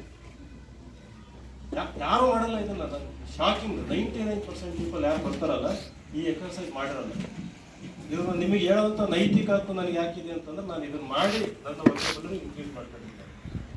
ಒಂದು ಬುಕ್ ಇದೆ, ವರ್ಲ್ಡ್ ಪವರ್ ಮೇಡ್ ಈಸಿ ಅಂತಂದು ಬರ್ಕೊಂಡಿದ್ರೆ sir. World power made easy by Norman Lewis ಅಂತ ಅಂದ್ಬಿಟ್ಟು. World power made easy. ಇದು ಆಮೇಲೆ ಫೇಸ್ಬುಕ್ ಅಲ್ಲಿ ಲೈವ್ ಹೋಗ್ತಾ ಇದೆ, ನೀವು ಆ ವಿಡಿಯೋ ನೋಡ್ಬೋದು. ನೀವು ಫರ್ಗೆಟ್, ರೈಟ್? ನಾರ್ಮನ್ ಲೆವಿಸ್ ಅಂತ. ಅದು ಆ ಬುಕ್ ಹಿಡ್ಕೊಂಡು ನೀವು 40 ದಿನ ಕುತ್ಕೊಂಡ್ರೆ ಅದರಲ್ಲಿರೋ ಎಕ್ಸರ್ಸೈಸಸ್ ಎಲ್ಲ ನೀವು ಮಾಡಿದ್ರೆ your the most powerful individual. ಅಷ್ಟು ವೊಕ್ಯಾಬ್ಯುಲರಿ, ಆ ಪದ ಯಾಕೆ ಇದೆ, ಆ ಪದದ ಒಳಾರ್ಥ ಏನು, ಆ ಪದದ ರೂಟ್ ಏನು, ಮೂಲ ಏನು, ಪ್ರತಿಯೊಂದು ಕೂಡ ನಿಮಗೆ ಗೊತ್ತಾಗ್ತಾ ಹೋಗುತ್ತೆ. ಇಂಗ್ಲಿಷ್ ವೊಕ್ಯಾಬ್ಯುಲರಿ ಅಂದ್ರೆ ನೀವು ಎಂತ ಆರ್ಟಿಫಿಷಿಯಲ್ ಇಂಟೆಲಿಜೆನ್ಸ್ ಕೂಡ ಇವತ್ತು ಬೀಟ್ ಮಾಡ್ಕೊಳ್ತೀವಿ. ಭಾಷೆ ಇರೋದ್ರಿಂದಲೇ ತಾನೇ ಕ್ರಿಯೇಟಿವಿಟಿ ಇರುವಂಥದ್ದು, ಸೃಜನಶೀಲತೆ. ನಾವು ಯೋಚನೆ ಮಾಡೋದು ಭಾಷೆನಲ್ಲಿ ತಾನೆ. ನಮ್ಮ ಬತ್ತಳಿಕೆಯಲ್ಲಿ ಭಾಷೆಯಲ್ಲಿ ಹಲವಾರು ಪದಗಳು ನಮ್ಗೆ ಇತ್ತು ಅಂತಂದ್ರೆ ನೀವು ಆಳವಾಗಿ ಕರಾಟ್ ಅಂತ ಹೇಳ್ತಾರೆ. ಅವರು ಪ್ರೈಮ್ ಮಿನಿಸ್ಟರ್ ಆದರು. ಇವತ್ತು ಅಧಿಕಾರದಲ್ಲಿ ಇದ್ದು ಯಾರು ಜ್ಞಾನ ಸಂಪಾದನೆ ಮುಂದುವರಿಸ್ಕೊಂಡು ಹೋಗ್ತಾರೆ ಅವರಿಗೆ ಬಹಳ ಬೆಲೆ ಇದೆ. ಬಟ್ ಅಷ್ಟು ನೀವು ಕಂಟಿನ್ಯೂ ಮಾಡ್ಕೊಂಡು ಹೋದ್ರೆ ಮುಂದೊಂದಿನ ನೀವು ಮಿನಿಸ್ಟರ್ಗಳು ಆಗ್ಬೋದು, ಪ್ರೈಮ್ ಮಿನಿಸ್ಟರ್ಗಳು ಕೂಡ ಆಗ್ಬೋದು. ಬಹಳ ದೊಡ್ಡ ಹುದ್ದೆಗಳು ನಮ್ಮ ದೇಶದಲ್ಲಿ ಅವೆಲ್ಲ. Right? Sky is the limit. ನಾನು ಅಷ್ಟಕ್ಕೆ ನಿಲ್ಲಿಲ್ಲ. ಇನ್ಸ್ಟಿಟ್ಯೂಷನ್ ಮಾಡಿದೆ, 10 ವರ್ಷ ಆಯ್ತು. 2024ಕ್ಕೆ ಬಂದು ನಾನು MP ಆಗ್ತೀನಿ ಅಂತ ಈ ಕ್ಷೇತ್ರದಲ್ಲಿ ಓಡಾಡಿದೆ. ಯಾವುದೇ ರಾಜಕೀಯ ಹಿನ್ನೆಲೆ ಇಲ್ಲ, ಏನೂ ಇಲ್ಲ. ಈ ಮಾತು ಯಾಕೆ ಹೇಳ್ತಿದ್ದೀನಿ ಅಂತಂದರೆ ಯು ಬಿಕಮ್ ಅನ್ಸ್ಟಾಪಬಲ್. ನಿಮಗೆ ನಾಲೆಜ್ ಇದ್ದಾಗ ಕರೇಜ್ ಕೊಡ್ತದೆ, ಕ್ಲಾರಿಟಿ ಕೊಡ್ತದೆ. ರೈಟ್? ಮೇ ಬಿ ದುಡ್ಡು ಮಾಡೋ ಅವಕಾಶನೂ ಕೊಡ್ತದೆ. ಸ್ವಲ್ಪ ಇನ್ಸ್ಟಿಟ್ಯೂಷನ್ ಮಾಡಿ ಒಂದು ಎಲೆಕ್ಷನ್ ಫೈಟ್ ಮಾಡಬೇಕಂದ್ರೆ ಅಂತ ಬೇಕಿರ್ತದೆ. ಅವೆಲ್ಲ ಧೈರ್ಯ ಇರೋದ್ರಿಂದ ಒಂದು ಕ್ಷೇತ್ರದಲ್ಲಿ ಸಾಧನೆ ಮಾಡಿದ್ಮೇಲೆ ಇಲ್ಲಿ ಬರುವಂಥ ಒಂದು ಧೈರ್ಯ ಕೊಡುತ್ತೆ. So it can go on and on and on. So ಹೇಳೋದು ಭಾಳ ಇದೆ. ಸಾಹೇಬರು ಕೂತಿರೋದ್ರಿಂದ ಅವ್ರ ಮಾತನ್ನು ಕೇಳಿಸ್ಕೋಬೇಕು. ಯಾಕಂದ್ರೆ ನಾವು ಟೀಚರ್ ಮೂಲತಃ 2 ರಿಂದ 3 ಗಂಟೆ ಭಾಷಣ ಕೊಡ್ತೀವಿ. ಸೊ ಇವಾಗ ಸುಮಾರು 1 ತಾಸು ತನಕ 1 ತಾಸಲ್ಲಿ ಮ್ಯಾಕ್ಸಿಮಮ್ ಹೇಳೋವಂಥದ್ದನ್ನೆಲ್ಲ ಹೇಳಿದ್ವಿ. ನಿಮಗೇನಾದರೂ ಡೌಟ್ ಇತ್ತು ಅನ್ನೋದಾದರೆ ನಮ್ಮ ಪ್ರಸನ್ನ ಹತ್ರ ನಂಬರ್ ಇರ್ತದೆ, ಒಂದು ವಾಟ್ಸಪ್ಪಿಗೆ ಮೆಸೇಜ್ ಮಾಡಿ. ಆಮೇಲೆ ನಮ್ಮ ಫೇಸ್ಬುಕ್, ಇನ್ಸ್ಟಾಗ್ರಾಮ್ ಪೇಜಲ್ಲೆಲ್ಲ ನೋಡಿ ಇದ್ರ ಬಗ್ಗೆ ಎಲ್ಲ ಮಾತಾಡ್ತಾ ಇರ್ತೀವಿ. ಫೇಸ್ಬುಕ್ಕಲ್ಲಿ ವಿಡಿಯೋ ಕೂಡ ಇರ್ತದೆ, ನೋಡಿ ಆಮೇಲೆ ಯೂಟ್ಯೂಬಲ್ಲಿ ಹೋದ್ರೆ ಇದಕ್ಕೆ ಅಂತಂದು ಬರೀ UPSC ಆಸ್ಪಿರೆಂಟ್ಸ್ ಕ್ಲಾಸಲ್ಲಿ ಕೂರಿಸ್ಕೊಂಡು ಸುಮಾರು 2 ತಾಸು ನಾನು ಹೇಳಿರುವಂಥ ಮಾರ್ಗದರ್ಶನದ ಹಲವಾರು ವಿಡಿಯೋಗಳು ಕೂಡ ಇದ್ದಾವೆ. ನಾಳೆ ನಿಮ್ಮಲ್ಲಿ ಅತ್ಯಂತ ಕಡು ಬಡವರು ಯಾರು ನಿಮ್ಮ ಹತ್ರ ₹1 ಕಟ್ಟೋದಕ್ಕೆ ಆಗೋದಿಲ್ಲ, ಹಣದ ಸಹಾಯನೇ ಸಿಗ್ತಾ ಇಲ್ಲ ಅನ್ನೋರಿಗೆ ನೀವು ಯಾವುದೇ ಜಾತಿಯವರಾಗಿರಲಿ ಯಾವುದೇ ಧರ್ಮದವರಾಗಿರಲಿ ನಮ್ಮ ಸಂಸ್ಥೆಯಿಂದ ಉಚಿತವಾಗಿ ನಿಮಗೆ IAS ತರಬೇತಿ ಕೊಡ್ತೀವಿ. ಅದೇ ರೀತಿ ಸಾಹೇಬರು ಕೂಡ ಅವರು ಭಾಳ ಶಿಕ್ಷಣ ಪ್ರೇಮಿಗಳು, ಅವರು ಕೂಡ ಸ್ಪಾನ್ಸರ್ ಮಾಡ್ತಾರೆ. ಅವ್ರನ್ನ ನೀವು ಎಜುಕೇಷನ್ ಇರಬಾರ್ದು, ಅಸಂಪ್ಷನ್ ಇರಬಾರ್ದು. ನಾವು ಹೋಗಿ ನಮ್ಮ ಕ್ಷೇತ್ರದ ಶಾಸಕರು ನೀವು ಅವ್ರನ್ನ ಸರಿಯಾಗಿ ಉಪಯೋಗಿಸ್ಕೊಂತಿಲ್ಲ. ಆ್ಯಕ್ಚುಲಿ ಯಾರು ಎಜುಕೇಷನ್ ಪಡಿಬೇಕಂತಿದ್ದೀರಿ ದಯವಿಟ್ಟು ಸರ್ನ ಹೋಗಿ ಮಾತಾಡಿಸಿ, ಅವರು ನಿಮಗೆ ಖಂಡಿತ ಸಪೋರ್ಟ್ ಮಾಡ್ತಾರೆ. ನಾವೆಲ್ಲರೂ ಇದೀವಿ, ನನ್ನೆಲ್ಲ ಸಪೋರ್ಟ್ ಮಾಡೋದಕ್ಕೆ. ನಿಮ್ಮ ಭವಿಷ್ಯ ಉಜ್ವಲವಾಗಿರಲಿ ಅಂತ ಹೇಳಿ ನನಗೆ 2 ಮಾತು ಮುಗಿಸ್ತೀನಿ. ನಮಸ್ಕಾರ. ತನಕ ಶಿಕ್ಷಣ ಅಂದ್ರೆ ಏನು, ಬಡವರಾಗಿ ಹುಟ್ಟೋದು ತಪ್ಪಲ್ಲ, ಬಟ್ ಬಡವರಾಗಿ ಸಾಯೋದು ತಪ್ಪು. ಆದರೆ ಬಡತನದಿಂದ ನಾವು ಹೊರಗೆ ಬರಬೇಕು ಅಂತಂದರೆ ಅದಕ್ಕೆ ಮುಖ್ಯ ಕಾರಣ ಏನು ಅಂತಂದರೆ ಶಿಕ್ಷಣ. ಸೊ ಶಿಕ್ಷಣದ ಬಗ್ಗೆ ಮಹತ್ವವನ್ನು ಹೇಳಿ, ಯಶಸ್ಸು ನಿನ್ನನ್ನು ಹುಡ್ಕಲು ಬರೋದಿಲ್ಲ, ಆದರೆ ನೀನು ನಿನ್ನ ಪ್ರಯತ್ನದಿಂದ ಅದನ್ನು ಪಡೆಯಬಹುದು. ಪುಸ್ತಕಗಳು ಮಾತಾಡೋದಿಲ್ಲ ನಿಜ, ಆದರೆ ಪುಸ್ತಕ ಓದಿದವ್ರನ್ನ ಎಲ್ಲೇ ಹೋದರೂ ಧೈರ್ಯದಿಂದ ಮಾತಾಡಿಸುತ್ತೆ ಅನ್ನೋದಕ್ಕೆ ರೀಸನ್ನು ವ್ಯಕ್ತಿ. ಇವತ್ತು ವಿನಯ್ ಸರ್ನ ನಾವು ನೋಡಿದ್ದೀವಿ. ಶಿಕ್ಷಣ ಇದ್ದವನು ಜಗತ್ತನ್ನೇ ಗೆಲ್ಲಬಲ್ಲ. ಉನ್ನತ ಹುದ್ದೆಯಲ್ಲಿರೋದ್ರಿಂದ ಕನ್ನಡ ಭಾಷೆ, ಕರ್ನಾಟಕ ಅಭಿವೃದ್ಧಿ ಹಾಗೂ ನಮ್ಮ ಕುಟುಂಬಗಳ ಅಭಿವೃದ್ಧಿನ ನಾವು ಕಾಣ್ಬೋದು ಅನ್ನೋದನ್ನ ಇವತ್ತು ಹೇಳ್ಕೊಟ್ಟಿದ್ದಾರೆ. ಅವರಿಗೆ ನಮ್ಮೆಲ್ಲರ ಪರವಾಗಿ ಹೃತ್ಪೂರ್ವಕವಾದಂತಹ ಧನ್ಯವಾದಗಳನ್ನ ತಿಳಿಸ್ತೀನಿ. ನಂತರ ಮುಖ್ಯ ಜನಪ್ರಿಯ ಶಾಸಕರು ಅಂತ, ಆದರೆ ನಾವು ಶಿಕ್ಷಣ ಪ್ರಿಯ ಹಾಗೆ ಕರೆಯೋಣ. ಶಿಕ್ಷಣ ಪ್ರಿಯ ಹಾಗೂ ಜನಪ್ರಿಯ ಶಾಸಕರಾದಂತಹ ಶ್ರೀ ಬಿ ದೇವೇಂದ್ರಪ್ಪ ಸರ್, ಮಾನ್ಯ ಶಾಸಕರು, ಜಗಳೂರು ವಿಧಾನಸಭಾ ಕ್ಷೇತ್ರ ಮತ್ತು ಗೌರವ ಅಧ್ಯಕ್ಷರು, ಜಗಳೂರು ನಾಯಕರ ಸಂಘ ಮಾಡಬೇಕಂತ ಅವರಲ್ಲಿ ಕೇಳ್ಕೊಳ್ತೀವಿ.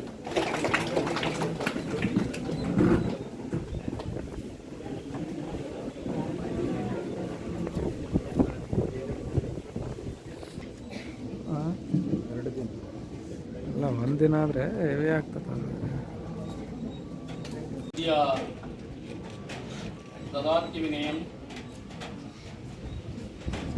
विनय व्यति पात्रं पात्रत्व धर्मापोन्नति धन धर्मं सत्सुखं.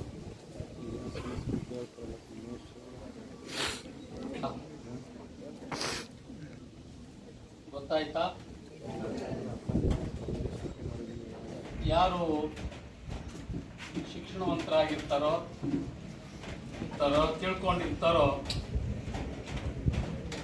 ಅವರಲ್ಲಿ ವಿನಯ ಇರುತ್ತೆ ಅಂತ, ಅವರಿಗೆ ಸಮಾಜದಲ್ಲಿ ಗೌರವ ಸ್ಥಾನ ಇರ್ತದೆ ಅಂತ. ವಿದ್ಯೆ ವಿನಯ ವಿನಯ ವ್ಯಾತಿ ಪಾತ್ರಂ ಪಾತ್ರತ್ವ ಧರ್ಮಾಪೋನ್ನತಿ ಧನ ಧರ್ಮಂ ಸತ್ಸುಖಂ. ವಿದ್ಯೆಯಿಂದ ವಿನಯ ಬರ್ತದೆ ಅಂತ ಹೇಳ್ತಾ ಇದ್ದಾರೆ. ಬಹಳ ಜಾಣರಿದ್ದೀರಿ ನೀವು. ಅಂತ ಸಂಪತ್ತು ಬರ್ತದೆ, ಧರ್ಮ ಬರ್ತದೆ, ನೆಮ್ಮದಿ, ಸುಖ, ಸಂತೋಷ, ಶಾಂತಿ.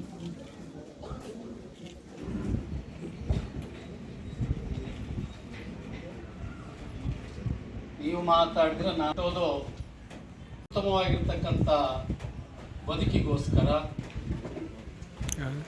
ಇದಕ್ಕೆ ಅವಶ್ಯಕತೆ ಏನು ಅಂತ ಹೇಳಿದ್ರೆ ಶಿಕ್ಷಣ, ಅಗತ್ಯತೆ ಏನಂದರೆ ಶಿಕ್ಷಣ. ಹಾಗಾಗಿ ವಿನಯವಂತರು, ವಿದ್ಯಾವಂತರು ಹೇಳ್ತಾ ಇದ್ರು. ನಾನು ನನ್ನ ಹುಟ್ಟೂರಿನಲ್ಲಿ ದನದ ಕೊಟ್ಟಿಗೆಯಲ್ಲಿ ವಾಸ ಮಾಡ್ತಿದ್ದೆ ಅಂತ. ಇವರು ವಾಸ ಮಾಡಿದ್ದು ದನದ ಕೊಟ್ಟಿಗೆ. ಶ್ರೀಕೃಷ್ಣ ಪರಮಾತ್ಮ ಹುಟ್ಟಿದ್ದು ದನದ ಕೊಟ್ಟಿಗೆ.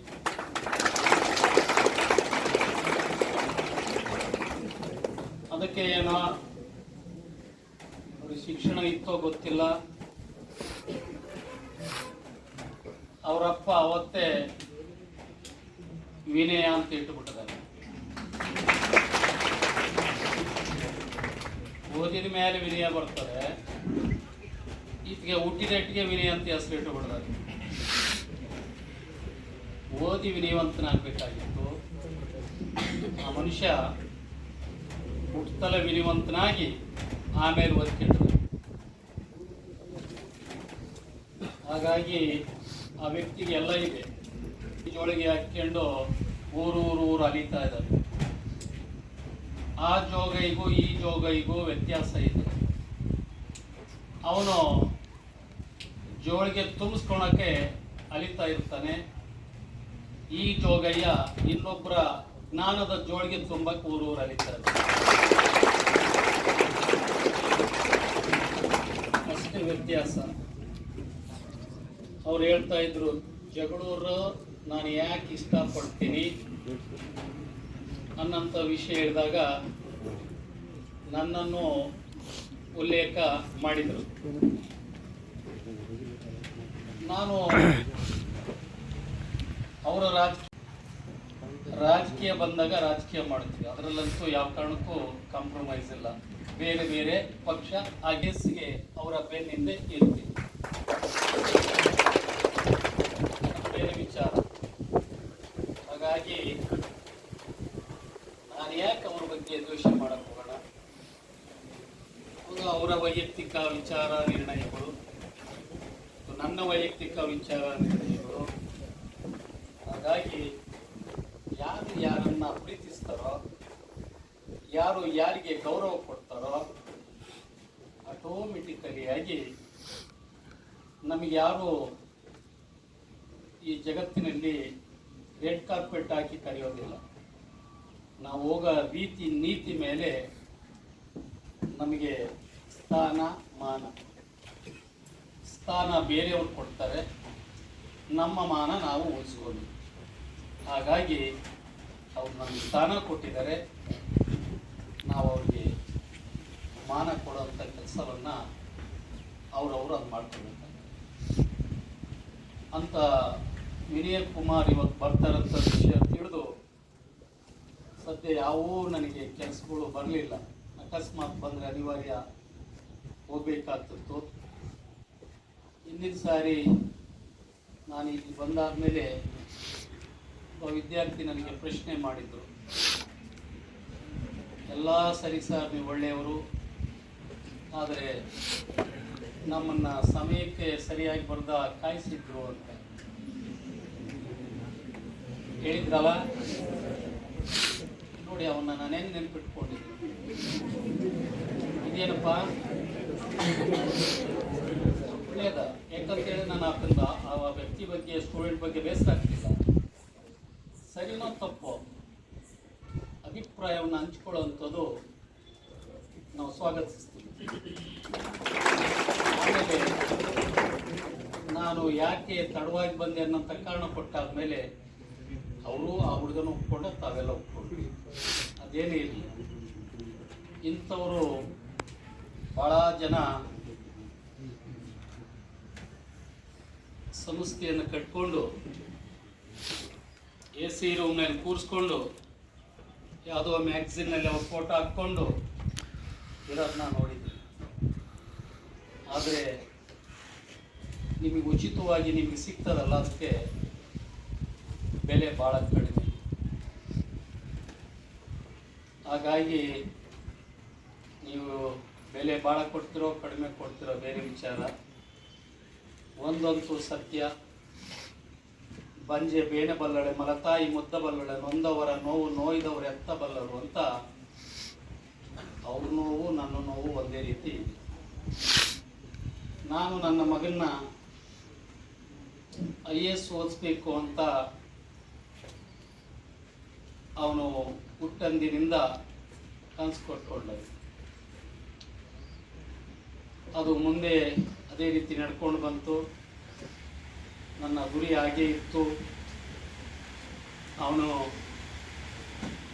ಅವ್ರು ಹೇಳ್ತಾ ಇದ್ರು, ಎನಿ ಡಿಗ್ರಿ, ಎನಿ ಯೂನಿವರ್ಸಿಟಿ, ಇಂಡಿಯಾದಲ್ಲಿ ಬರ್ತಕ್ಕಂಥ ಯಾವುದೇ ವಿಶ್ವವಿದ್ಯಾಲಯದಲ್ಲಿ ಯಾವುದೇ ಒಂದು ಪದವಿಯನ್ನು ಪಡ್ಕೊಂಡ್ರೆ ಸಾಕು ಅಂತ. ಅವನು ಪದವಿ ಪಡ್ಕೊಂಡಿದ್ದು MBBS.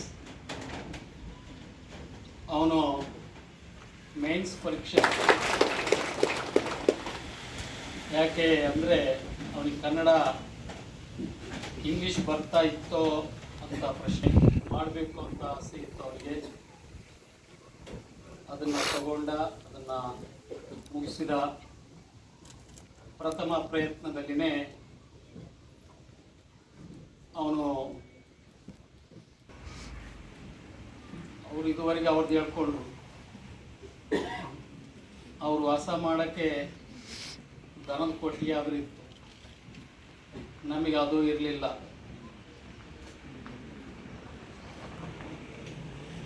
ಅಳಕ್ಕೂ ಅಳಂಥದ್ದು ಹೆಣ್ಮಕ್ಳು ಹಕ್ಕದು, ಗಂಡು ಮಕ್ಕಳು ಹಕ್ಕಲ್ಲ. ಹತ್ರ ಇವನಿಯ ಮನೇಲಿ ಹೆಂಗೆ ಸತ್ತಂಗಳತನಂತಂದು ಅಳಕ್ಕೆ ಶುರು ಮಾಡಿಕೊಂಡ್ರೆ ಹಿಂಗಂತಾರಂತ ಹೇಳಿ ಅದಕ್ಕೂ ಒಂದು ಪರ್ಯಾಯ ಹುಡುಕಿದೆ. ಮಾಮೂಲಿ ಹಿಂಗೆ ಹತ್ತಂತ ಹೋಗ್ಬಿಟ್ರೆ ಗಂಡಸಾಗಿ ಅಳತಿಯಲ್ಲೋ ಅಳೋದು ಹೆಣ್ಮಕ್ಳು ಹಕ್ಕು, ಮತ್ತೆ ಅವ್ರು ಬಂದು ನಿನ್ನ ಮೇಲೆ ಮಾನನಷ್ಟ ಮೊಕದ್ದಮೆ ಆಗ್ತಾರಂತ ಹೇಳಿ ಅಳೋದು ಆಗಿರಬೇಕು. ನನ್ನ ಅಳು ಕಣ್ಣೀರು ಬೇರೆ ಕಾಣಿಸ್ಬಾರ್ದು ಅಂತ ಮಳೆ ಬರಬೇಕಾದ್ರೆ ಹಗ್ಗ ಅಂತ ಹೋದೆ. ಅದ್ರಾಗ ಕಣ್ಣೀರೇ ಅದು ಮಳೆ ನೀರೇ ಅದು ಗೊತ್ತಾಗಲಿಲ್ಲ. ಹಾಗಾಗಿ ಅಂಥ ಜೀವನನೂ ನಾನು ಮಾಡಿದ್ದೀನಿ. ಇವತ್ತು ಈ ರೀತಿಯಾಗಿರ್ತಕ್ಕಂಥ ಒಂದು ಕಾರ್ಯಕ್ರಮ, ಇದಕ್ಕೆ ಯಾಕೆ ನಾನು ನಿಮ್ಗೆ ಹೇಳ್ತಾ ಇದ್ದೀನಿ ಅಂದರೆ, ಶಿಕ್ಷಣ ಪ್ರೇಮಿ ಅಂದರು ಯಾರೋ ನಿರೂಪಕ್ಕೆ ಭಾಳ ಚೆನ್ನಾಗಿ ಮಾತಾಡ್ತಿದ್ದೆ ಕಣಮ್ಮ ತಾಯಿ. ಎಲ್ಲಿದ್ದಮ್ಮ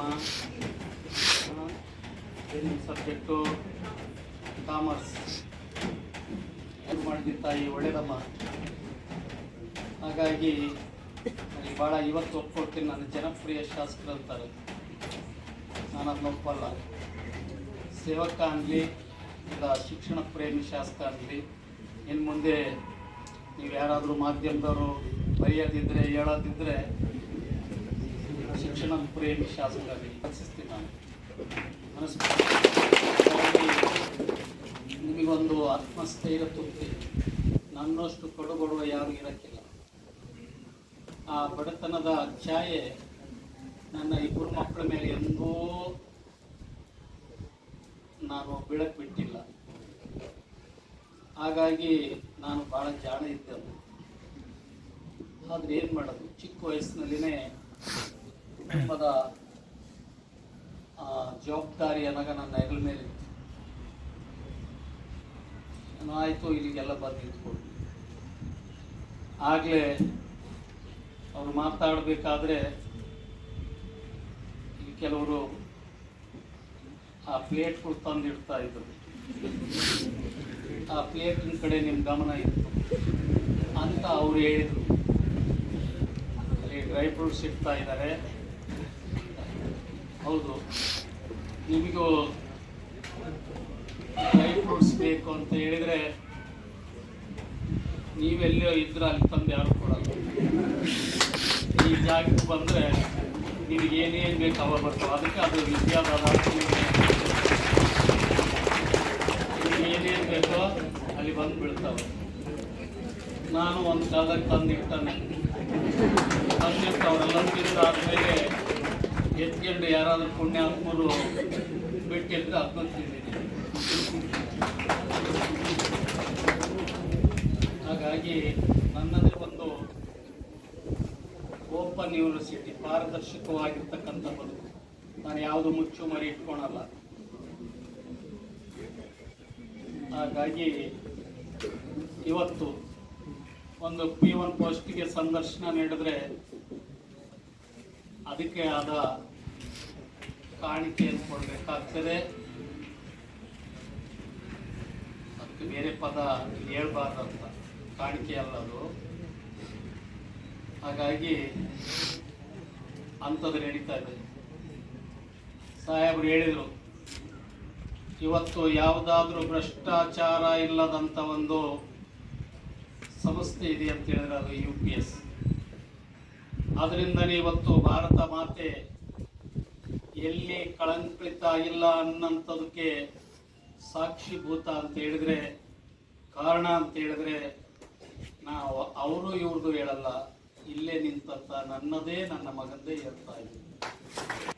ಇವತ್ತು ದೇಶದ ರಾಷ್ಟ್ರಪತಿಗಳು ಅಲ್ಲಿ ಹಸ್ತಕ್ಷೇಪಕ್ಕೆ ಅವಕಾಶ ಇಲ್ಲ. ಹಾಗಾಗಿನೇ ನನ್ನಂತ ದಟ್ಟ ದರಿದ್ರನ ಹೊಟ್ಟೆಯಲ್ಲಿ ಹುಟ್ಟಿದ ಮಗ ಪ್ರಥಮ ಪ್ರಯತ್ನದಲ್ಲಿನೇ UPS ತೇರ್ಗಡೆ ಆಗ್ತಾನೆ ಅನ್ನೋದು ಹೆಮ್ಮೆಯಿಂದ ಹೇಳ್ಕೊಳ್ತಿದ್ದು ಭಾರತದ.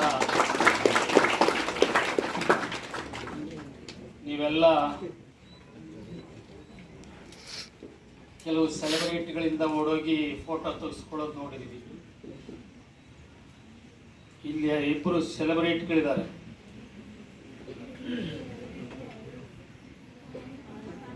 ಕಾಣಿಸ್ತಾಯ್ತಾ?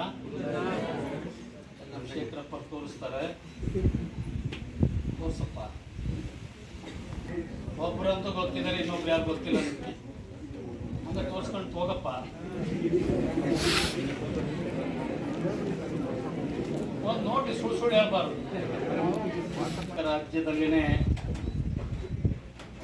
ಒಬ್ಬರು ಸತ್ತು ಬದುಕಿದವರು ಅದರ ಯಾರಿದ್ದಾರೆ? ಸತ್ತು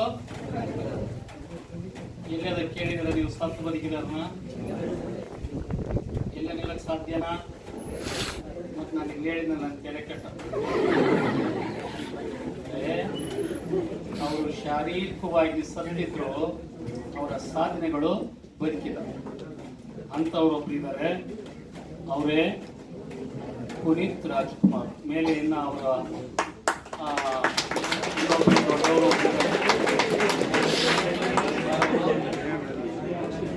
ಪುನೀತ್ ರಾಜ್ಕುಮಾರ್ ದೊಡ್ಡವರು, ಶಿವರಾಜ್ ಕುಮಾರ್ ಸಾಧನೆಯ ಶಿಖರವನ್ನ ಮುಟ್ಟಿದಂತ doctor MD Vijay Kumar IRS 2014 ಹೊರಗಡೆ ಬಂದಿರತಕ್ಕಂಥ ವಿಜಯ್ ಕುಮಾರ್ ಅವತ್ತು DC ಆಗಿ ಡೆಪ್ಟಿ ಕಮಿಷನರ್ ಪ್ರಮೋಷನ್ ಆಗಿ ಚೆನ್ನೈನಲ್ಲಿ ಜಾಯಿಂಟ್ ಕಮಿಷನರ್ ಕೆಲಸ ಮಾಡ್ತಿದ್ದಾರೆ. ಅವ್ರ ಹತ್ರ ಫೋಟೋ ತೆಗೆಸ್ಕೊಡ್ತಾರೆ. ಅವಳನ್ನೇ ನನ್ನ ಮಗ. ಹಾಗಾಗಿ ತೆರೆದಾಗಿದೆ. ನಾನು ವಿನಯ್ ಕುಮಾರ್ ಸರ್ ಹೇಳ್ತಿದ್ದೀನಿ, ನನ್ನ ಮಗನಿಗೆ ಬೇಕಾಗಿರ್ತಕ್ಕಂಥ ಒಂದು ಪ್ರಿಲಿಮಿನರಿ ಪುಸ್ತಕ ಎಲ್ಲಿ ಸಿಗ್ತದೆ, ಹಂಗಂದ್ರೆ ಏನು ಅಂತ ಗೊತ್ತಿರಲಿಲ್ಲ. ಎಲ್ಲೆಲ್ಲಿ ತುಂಬಿ ಮದುವೆಗಾಗಿ ಹೂವಿಂದ ಹೂವಿಗೆ ಆಗ್ತಾ ಇತ್ತೋ ಹಂಗೆ ನನ್ನ ಮಗ ನನಗೆ ಪುಸ್ತಕ ತಂದು ಕೊಡೋ ಡಾಕ್ಟರ್ ಆಗಿದ್ದವನು. ನನಗೆ ಪುಸ್ತಕ ಬೇಕಪ್ಪಾಜಿ ಅಂದ. ನನಗೇನು ಗೊತ್ತಿದೆ, ನಾನು ಸುಮ್ಮನೆ ಇರಲಿಲ್ಲ. ದಿಸಾ ಗೌತಮಿ ಸಾವಿಲ್ಲದ ಮನೆಯ ಸಾಸಿವೆ ಕಾಳಿಗೆ ಹೆಂಗೆ ಅಲದ್ಲೋ ಹಂಗೆ ಎಲ್ಲೆಲ್ಲೆಲ್ಲಿ ಸಿಕ್ತಂತ ಓದಿ ತಂದು ಕೊಟ್ಟೆ. ಹಾಗಾಗಿ ಅಂಥ ಸಮಸ್ಯೆ ನಿಮಗೆ ಬಂದಿಲ್ಲ. ಇವತ್ತು ವಿನಯ್ ಕುಮಾರ್ ಸರ್ ನಿಜವಾಗ್ಲೂ ಹೆಸರು ಉಳಿಯಂತ ಕೆಲಸ ಮಾಡ್ತಿದ್ದಾರೆ. ಅದು ನಿಮ್ಮ ಕನಸು ಕಟ್ಕೊಂಡಿರ್ತಕ್ಕಂಥ ಕನಸುಗಾರರ ಹೃದಯದಲ್ಲಿ ನಿಮಗೆ ನಿಮ್ಮ ಗುರಿಯನ್ನು ತಲುಪಿಸೋದು. ಅದಕ್ಕೆ ಅವ್ರು ಹೇಳ್ತಾ ಇದ್ರು, ನೀವುಗಳು ಸಣ್ಣ ಪುಟ್ಟ ಅಲ್ಪ ತೃಪ್ತಿಗಾಗಿ ಕನಸುಗಳನ್ನು ಕಾಣಬೇಡ್ರಿ. ಅವಾಗ aim at the moon, at least will the reach the star. ನಿಮ್ಮ ಗುರಿ ಚಂದ್ರನಿಗಿರಲಿ, ಕೊನೆ ಪಕ್ಷ ನಕ್ಷತ್ರವನ್ನಾದರೂ ತಲುಪ್ತೀರಿ ಅಂತ. ನಿಮ್ಮ ಕನಸಿನ ನಕ್ಷತ್ರ ಇದ್ದರೆ ನಿಮ್ಮ ಗೋಲನ್ನು ರೀಚ್ ಆಗೋಕ್ಕಾಗೋದಿಲ್ಲ. ಹಾಗಾಗಿ ಅವ್ರು ಹೇಳಿದರು, ನಿಮ್ಮ ಗುರಿ ಇಲ್ಲಿ ಇಟ್ಕೊಳ್ರಿ, 100ಕ್ಕೆ 100 ಯಾವುದೋ ಒಂದು ಹುದ್ದೆ ನಿಮ್ಮ ಪಾದದ ಬಳಿ ಬಂದು ಬೀಳ್ತದೆ ಅಂತ. ಅದು ಸತ್ಯ ಯಾವುದು ಅನ್ನೋಂಥದ್ದು ನಾನು ಬಯಸ್ತೀನಿ. ಹಾಗಾಗಿ ಯಾರೋ ಒಬ್ರು ಹೇಳ್ತಾರಂತೆ,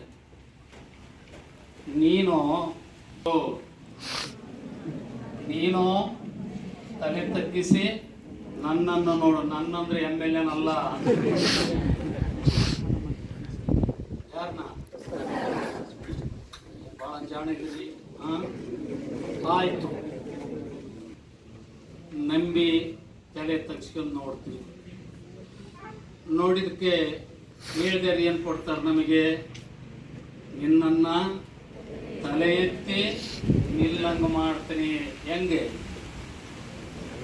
ವಿನಯ್ ಕುಮಾರ್ ಸರ್ ಹಂಗೆ.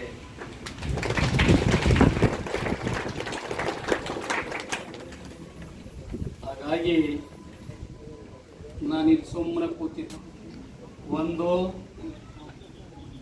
13 ನಿಮಿಷಕ್ಕೆ ಮುಗಿಸಿದ್ರು. ಅಲ್ಲ, 1:28 ನಿಲ್ಲಿಸಿದ್ರು. 1 ಗಂಟೆ 10 ನಿಮಿಷ.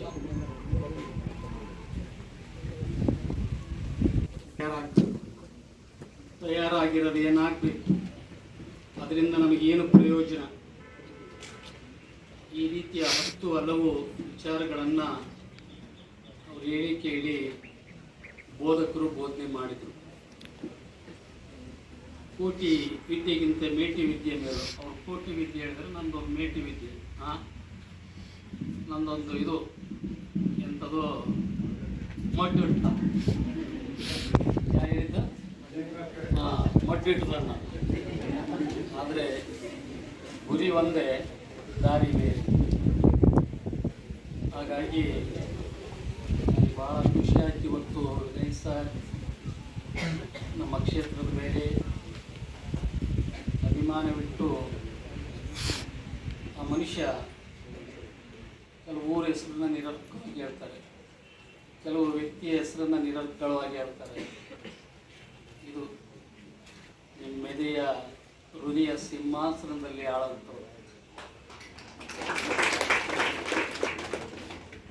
ನಾವು ಇಂಥವನ್ನೆಲ್ಲ ಬೈದವರೆನ್ನ ಬಂಧುಗಳೆಂದೆ ಅಂದಂದಂದಂದು ಅವರೇ ಸುಮ್ಮನಾಗಿತ್ತು.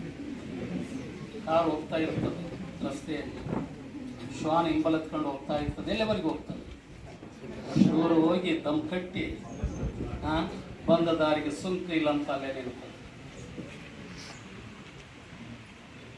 ಭಾಳ ನೋವಿನ ಸಂಗತಿ. ನಿಮ್ಮನ್ನೆಲ್ಲರನ್ನ ಸಾಕ್ಷರತೆ ನಮ್ಮ ಗೌರವ ಕಾರ್ಯದರ್ಶಿಗಳು, ರಾಮಶೂಪಾದರು ಮತ್ತು ಪ್ರಾಧ್ಯಾಪಕರು, ಉಪನ್ಯಾಸಕರು ಎಲ್ಲರೂ ಬಂದು ಅವರು ಕೇಳಿಕೊಂಡಾಗ ಸುಮಾರು ಹೊತ್ತು ಕೂತಿದ್ವಿ, ಚರ್ಚೆ ಮಾಡಿದ್ವಿ, ವಿನೋದ ಮಾಡಿದ್ವಿ. ಎಲ್ಲ ಒಂದು ಕಡೆ ತಿಣುಕು ಆ ಚರ್ಚೆಗಳನ್ನೆಲ್ಲ ಮಾಡಿದ್ವಿ. ಹಾಗಾಗಿ ಇಂಥ ಒಂದು ಕಾಲೇಜಿನಲ್ಲಿ, ಪದವಿ ಕಾಲೇಜಿನಲ್ಲಿ ಇದ್ದ ಕಾರ್ಯಗಾರಗಳು ಭಾಳ ಒಳ್ಳೆಯದು. ಅಕ್ಷರ ಅದು ಮಾಲೆ ಏನಪ್ಪ ಅಂತ ಕೇಳಿದಾಗ, ಇದು ಈ ಅಕಾಡೆಮಿಕ್ ಇಯರ್, ಈ ವರ್ಷದಲ್ಲಿ ಪಠ್ಯೇತರ ವಿಚಾರವಾಗಿ ನಾವಿಂಥ ಒಂದು ಕಾರ್ಯಾಗಾರವನ್ನು ನಾವು ಪ್ರಾರಂಭ ಮಾಡ್ತೀವಿ. ಅವತ್ತು ವಿನಯ್ ಸರ್ ಬರ್ತಾರೆ ಉಪನ್ಯಾಸ ನೀಡಲಿಕ್ಕೆ, ಯೋಗವನ್ನು ಭಾಗವಹಿಸಿ ಉದ್ಘಾಟನೆ ಮಾಡಿ ಅನ್ನೋಂಥದ್ದು ಹೇಳಿದಾಗ ನಾವು ಗಂಟೆ ಕೂತ್ಕೊಂಡು, ಯಾಕಂತ ಹೇಳಿದ್ರೆ ನನ್ನ ಹತ್ರ ಖಾಲಿ ಬುಳ್ಳೆ ಇದ್ರೆ ಯಾರು ಇರೋದಿಲ್ಲ. ಅದಕ್ಕೆ 3 ಗಂಟೆ ಅಲ್ಲ 3 ದಿನ ನಿಮ್ಮನ್ನು ಹಿಂಗೇ ಕೂರಿಸುವಂಥ ಶಕ್ತಿ ಸಬ್ಜೆಕ್ಟ್ಗಿದೆ, ವಿಷಯಕ್ಕಿದೆ. ಭಾಳ ಇತಿಹಾಸಗಳನ್ನ ನಾವು ಹೇಳ್ಬಲ್ವಿ. ನಾವು ಒಬ್ಬ ಆಕಿ ಒಂದು ನನ್ನ ಗಂಡನು IPS ಆಗಿದ್ದರೆ ಅಲ್ಲಿ ಸನ್ಮಾನ ಮಾಡಿಸ್ಕೊಳ್ತಿದ್ದ. ಆದರೆ ಕಾನ್ಸ್ಟೇಬಲ್ ಆಗತ್ತಿಗೆ ಸನ್ಮಾನ ಮಾಡಿಸ್ಕೊಳ್ಳೋರ ತಗೊಂಡೋಗಿ ಸಾಮಾನು ಕೊಟ್ಟ, ಬುಕ್ಗಳನ್ನು ಕೊಟ್ಟ, ಪತ್ರಿಕೆಗಳನ್ನು. ಇದು ಆಕೆಗೆ ಮುಂದೆ ದೊಡ್ಡ ಸವಾಲಾಗಿ ಕಾಡ್ತದೆ. ಮುಂದೆ ಸ್ವತಃ ಆಕಿನೇ IPS ಮಾಡಿ ಅದೇ ಜಾಗದಲ್ಲಿ ಆ ಒಂದು ಗೌರವ ಸ್ವೀಕಾರ ಮಾಡೋಂಥ ಕಾರ್ಯಕ್ರಮದಲ್ಲಿ ಭಾಗವಹಿಸ್ತಾರೆ. ಈ ಒಂದು ಅಂಬಿಷನ್ ಇರಬೇಕು, ಈ ಛಲ ಇರಬೇಕು. ಆ ರೀತಿಯಾಗಿ ಅಸಾಧ್ಯ ಅನ್ನೋದು ನನ್ನ ಡಿಕ್ಷನರಿಗೆ ಇಲ್ಲ ಅಂತಾನೆ ಒಬ್ಬ ವಿಚಾರವಂತ ವಿದ್ವಾಂಸ. ಹಾಗಾಗಿ ನೀವು ಹೆಂಗೆ ಓದಬೇಕು ಅನ್ನಂಥದ್ದು ಬಹಳ ಸ್ಪಷ್ಟವಾಗಿರ್ತಕ್ಕಂಥ ಮಾಹಿತಿ ಹೇಳಿದ್ದಾರೆ. ಒಂದು ಸ್ವತಂತ್ರ ಸಮಾನತೆ, ಅದಾದ ನಂತರ ಅವರು ಮೆದುಳಿಗೆ ಕೊಡಲಿ, ನೀವು ಬೆಂಗಳೂರಿಗೆ ಹೋಗಿ ಬರೋದಕ್ಕೆ ನಾನು ನಿಮ್ಗೆ ಒಟ್ಟಿಗೆ ಕೊಡ್ತೀನಿ, ಜ್ಞಾನ ದಾಸೋಹ ಕೊಡ್ತೀವಿ, ಅನ್ನ ದಾಸೋಹ ಕೊಡ್ತೀವಿ. ಸಾಧ್ಯವಾದರೆ ಎಷ್ಟು ಜನ ಮಕ್ಕಳಿದ್ದಾರೆ ಪ್ರಿನ್ಸಿಪಲ್ರೇ? 333.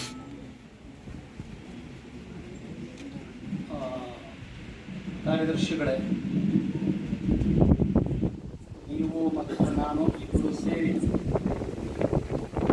ಎಲ್ಲ ಮಕ್ಕಳ ವಿನಯ್ ಕುಮಾರ್ ಅವರ ಏನು ಸ್ಪರ್ಧಾತ್ಮಕ ಪರೀಕ್ಷೆ ಇದೆಯೋ, ಕೇಂದ್ರ ಇದೆಯೋ, ಅವ್ರು IAS ಆಗ್ತಾರೋ ಬಿಡ್ತಾರೋ ಗೊತ್ತಿಲ್ಲ, ಕುದುರೆನ ನೀರಿನ ತಕ್ಕನ ಕೊಂಡೊಯ್ಯೋ ಕೆಲಸ ಮಾಡೋಣ.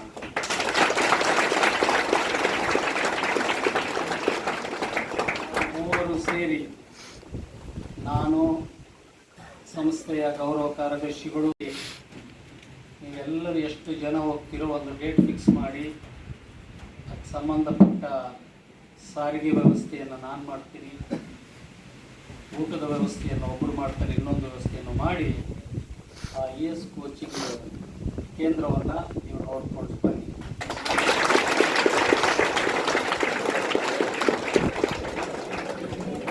ಇದು ಸುಮ್ಮನೆ ನಿಯಮನ ಮಾತಾಡೋದಂಥ ಶಿಕ್ಷಣ ಪ್ರೇಮಿ ಮೇಲೆ ಶಿಕ್ಷಣ ಪ್ರೇಮಿ ಅನ್ನೋದಕ್ಕೇನೋ ಒಂದಿರ್ಬೇಕಲ್ಲ. ಭಾರಿ ಮಳೆ ಅಂದರೆ ಗುಂಡಿ ತಗ್ಗು ಎಲ್ಲ ಅರಿಬೇಕಲ್ಲ, ಒಂದನಿ ಮಾಡಿರೋಲ್ಲ, ಬಿಡದೆ ಬಿಟ್ಟಿದ್ದಾರೆ. ಭಾರಿ ಮಳೆ ಭಾರಿ. ಈಗ ಯಾರು ಸಂಸ್ಥೆಗೆ ಸಂಬಂಧಪಟ್ಟ ಪ್ರಾಂಶುಪಾಲರು, ಕಾರ್ಯದರ್ಶಿಗಳು ಒಂದು ದಿನ ಸಾಹೇಬರು ಯಾವಾಗ ಹೇಳ್ತಾರೋ ಅಲ್ಲಿ ನೋಡಿ ಬಿಡುವು ಮಾಡಿಕೊಂಡು ಬೆಳಿಗ್ಗೆ ಹೋಗಿ ಆ ಕೇಂದ್ರವನ್ನು ನೋಡಿಕೊಂಡು ಮತ್ತೆ ನೀವು ವಾಪಸ್ ಬರೋಂಥ ಕೆಲಸ ಮಾಡಿ, ನಾವು ಮೂವರು ಸೇರಿಕೊಂಡು ಈ ಒಂದು ಸರ್ಕಾರಗಳು ಕರ್ನಾಟಕ ದರ್ಶನ ಅಂತ ಮಾಡ್ತಾರೆ. ಅದು ಶೈಕ್ಷಣಿಕವಾಗಿರ್ತಕ್ಕಂಥ ವಿಚಾರವಾಗಿ ಈ ರೀತಿಯ ನಾವು ವಿನಯ್ ಕುಮಾರ್ ಸ್ಪರ್ಧಾತ್ಮಕ ಕೇಂದ್ರ ದರ್ಶನ ಅಂತ ನಾವು ಕಳಿಸ್ಕೋಬೇಕು.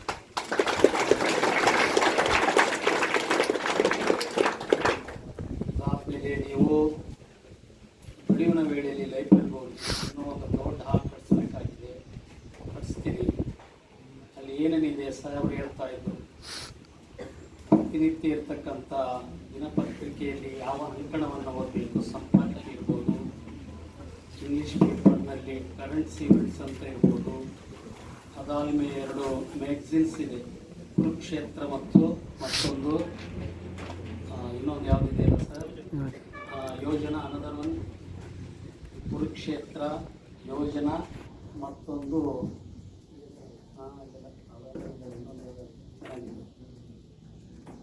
ಕ್ರೋನಿಕಲ್. ಆ ಮ್ಯಾಗ್ಝಿನ್ಗಳು ತರಿಸ್ರಿ. ಇಲ್ಲ ಅಂತ ಹೇಳಿದರೆ ಕೆಲಸಕ್ಕೆ ಬರೋದ ನಿಮ್ಮ ಮೊಬೈಲ್ಗೆ ಒಂದು ಎಕ್ಸ್ಟ್ರಾ ಸಿಮ್ ಹಾಕ್ಸ್ಕೊಳ್ರಿ, ಒಂದಿಷ್ಟು ಎಕ್ಸ್ಟ್ರಾ ಕರೆನ್ಸಿ ಹಾಕ್ಸ್ಕೊಳ್ರಿ. ನಿಮ್ಮನ್ನು ಕೆಲಸಂತ ವಿಕಾರುವ ರೂಪ ತಾಳಂತ ಹಾಕ್ಸ್ಕೊಂಡು ಅಲ್ಲಿ ಪೋಷಕರು ಹೇಳ್ತಾನೆ ಇರ್ತಾರೆ, ನನ್ನ ಮಗು ಆನ್ಲೈನಲ್ಲಿದೆ, ನನ್ನ ಮಗು ಆನ್ಲೈನಲ್ಲಿ ಏನು ಮಾಡ್ತಾರೆ ಯಾರು ಶಬ್ದ ಮಾಡಬೇಡಿ, ಆನ್ಲೈನಲ್ಲಿ ಎಲ್ಲರಿಗೂ ಹೇಳೋದಿಲ್ಲ,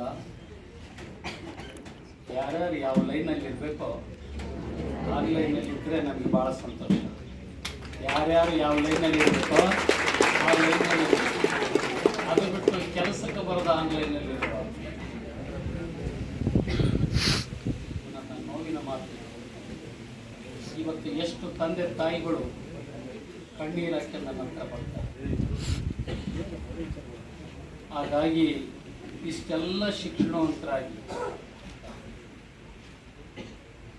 ಶಿಕ್ಷಣದ ಜೊತೆಗೆ ಸಂಸ್ಕಾರ ಇಲ್ಲದಿದ್ರೆ ಇಲ್ಲದ ಕಬ್ಬುಗಳು. ಹಾಗಾಗಿ ಈ ಸಂಸ್ಕಾರ ಇಲ್ಲದ ಶಿಕ್ಷಣ ಪಾಲೈನವರು ಅಂತಿದ್ರು.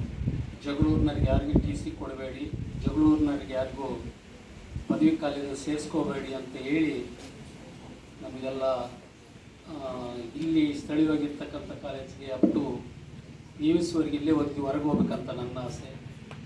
ಅಲ್ಲಿ ಆಯಿತು, ಏನೇನು ಆಯಿತು ಮುಂದೆ. ಹಾಗಾಗಿ ಅಂತ 1980 ಇದು ಇಲ್ಲಿ ಓದಿದಂತರಿದ್ದಾರೆ. ಉತ್ತಮವಾಗಿರ್ತಕ್ಕಂಥ ಭಾಳ ಸುಂದರವಾಗಿರ್ತಕ್ಕಂಥ ಒಂದು ಕ್ಯಾಂಪಸ್ ಇದೆ. ಭಾಳ ಸಂತೋಷಪಟ್ಟು ಹೇಳ್ತಾ ಇತ್ತು ನಮ್ಮ ವಿನಯ್ ಸರ್, ಭಾಳ ಚೆನ್ನಾಗಿದೆ ಕ್ಯಾಂಪಸ್ ಅನ್ನೋಂಥದ್ದು. ಹಾಗಾಗಿ ನಾನು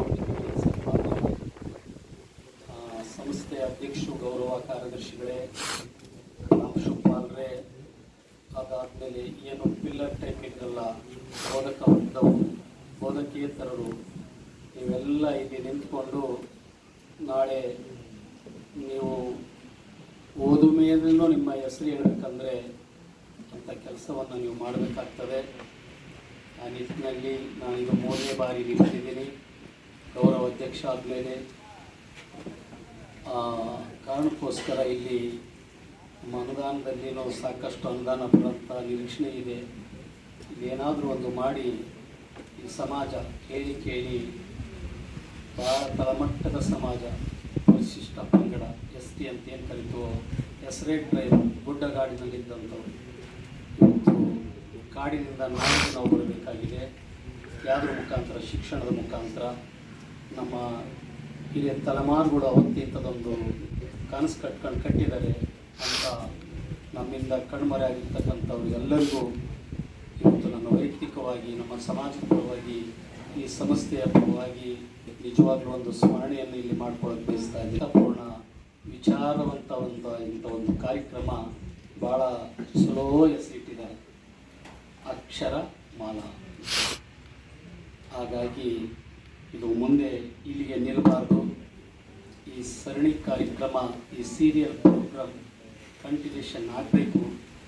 ನೀವು ಯಾವತ್ತೂ ಕರೆದರೆ ನಾನು ಇಲ್ಲಿ ಬರ್ತೀನಿ. ನೀವು ಕರೆದೇ ಇದ್ದರೂ ಬಂದು ನನ್ನ ಪಾಡಿಗೆ ನನ್ನ ಜವಾಬ್ದಾರಿ ಏನಿದೆ ಅದನ್ನು ಮಾಡ್ತೀನಿ.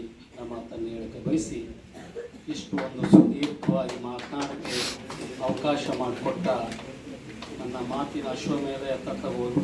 ಯಾಕಂತ ಹೇಳಿದ್ರೆ ಭಾಷಣ ಮಾಡೋದಕ್ಕಿಂತ ಎಲ್ಲ ನೆನೆಸ್ಬಿಟ್ಟು, ಹಾಗಾಗಿ ತಡವಾಗಿ ಆದ್ರೂ ನಿಮ್ಮನ್ನು ನೆನೆಸ್ಕೊಳ್ತೀನಿ. ಸಂಸ್ಥೆಯ ಗೌರವ ಕಾರ್ಯದರ್ಶಿಗಳೇ, ಎಲ್ಲ ಅನಂಗಳದಲ್ಲಿ ಕಾರ್ಯಕ್ರಮದ ಬಾನಂಗಳದಲ್ಲಿ ಎಲ್ಲ ನಕ್ಷತ್ರಗಳಾಗಿ ಮಿಲುವಂಥ ಪುಟಾಣಿ ಮಕ್ಕಳೇ, 108 ಕಲಿಸುತ್ತೀರಿ, ಮಾಧ್ಯಮ ಮಿತ್ರರೇ, ಎಲ್ಲ ಬೋಧಕೇತರಿಗೆ ಹೊಂದಿಸಿ, ಎಲ್ಲ ಮಾಧ್ಯಮ ಮಿತ್ರರು ಹೊಂದಿಸಿ ನನ್ನ ಮಾತನ್ನು ಮುಗಿಸ್ತೇನೆ. ನಹಿ ಜ್ಞಾನೇನ ಸದೃಶಂ. ಎಲ್ಲರಿಗೂ ಒಳ್ಳೆಯದಾಗಿ.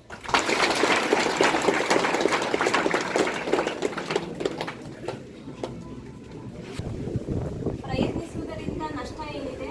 ಗೆದ್ರೆ ಸಂತೋಷ ಆಗುತ್ತೆ, ಸೋತ್ರೆ ಅನುಭವ ಎಂಬ ನಡೆದು ಬಂದ ದಾರಿಯನ್ನ ನಿಮ್ಮ ಮುಂದೆ ಯಾವುದೇ ಇವತ್ತು ಅವ್ರು ನಿಜವಾಗಿಯೂ ಶಿಕ್ಷೆ ಹೇಳಿದ್ದಾರೆ. ಸೊ ನಿಮ್ಮ ಈ ಆಶ್ವಾಸನೆಗೆ ನಾವು ತುಂಬ ಹೃದಯದ ಧನ್ಯವಾದಗಳನ್ನ ಹೇಳ್ತೀವಿ ಸರ್.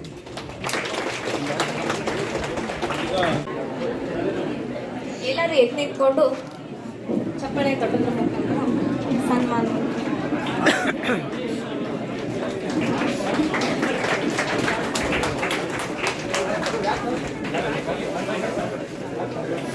ಯಾರು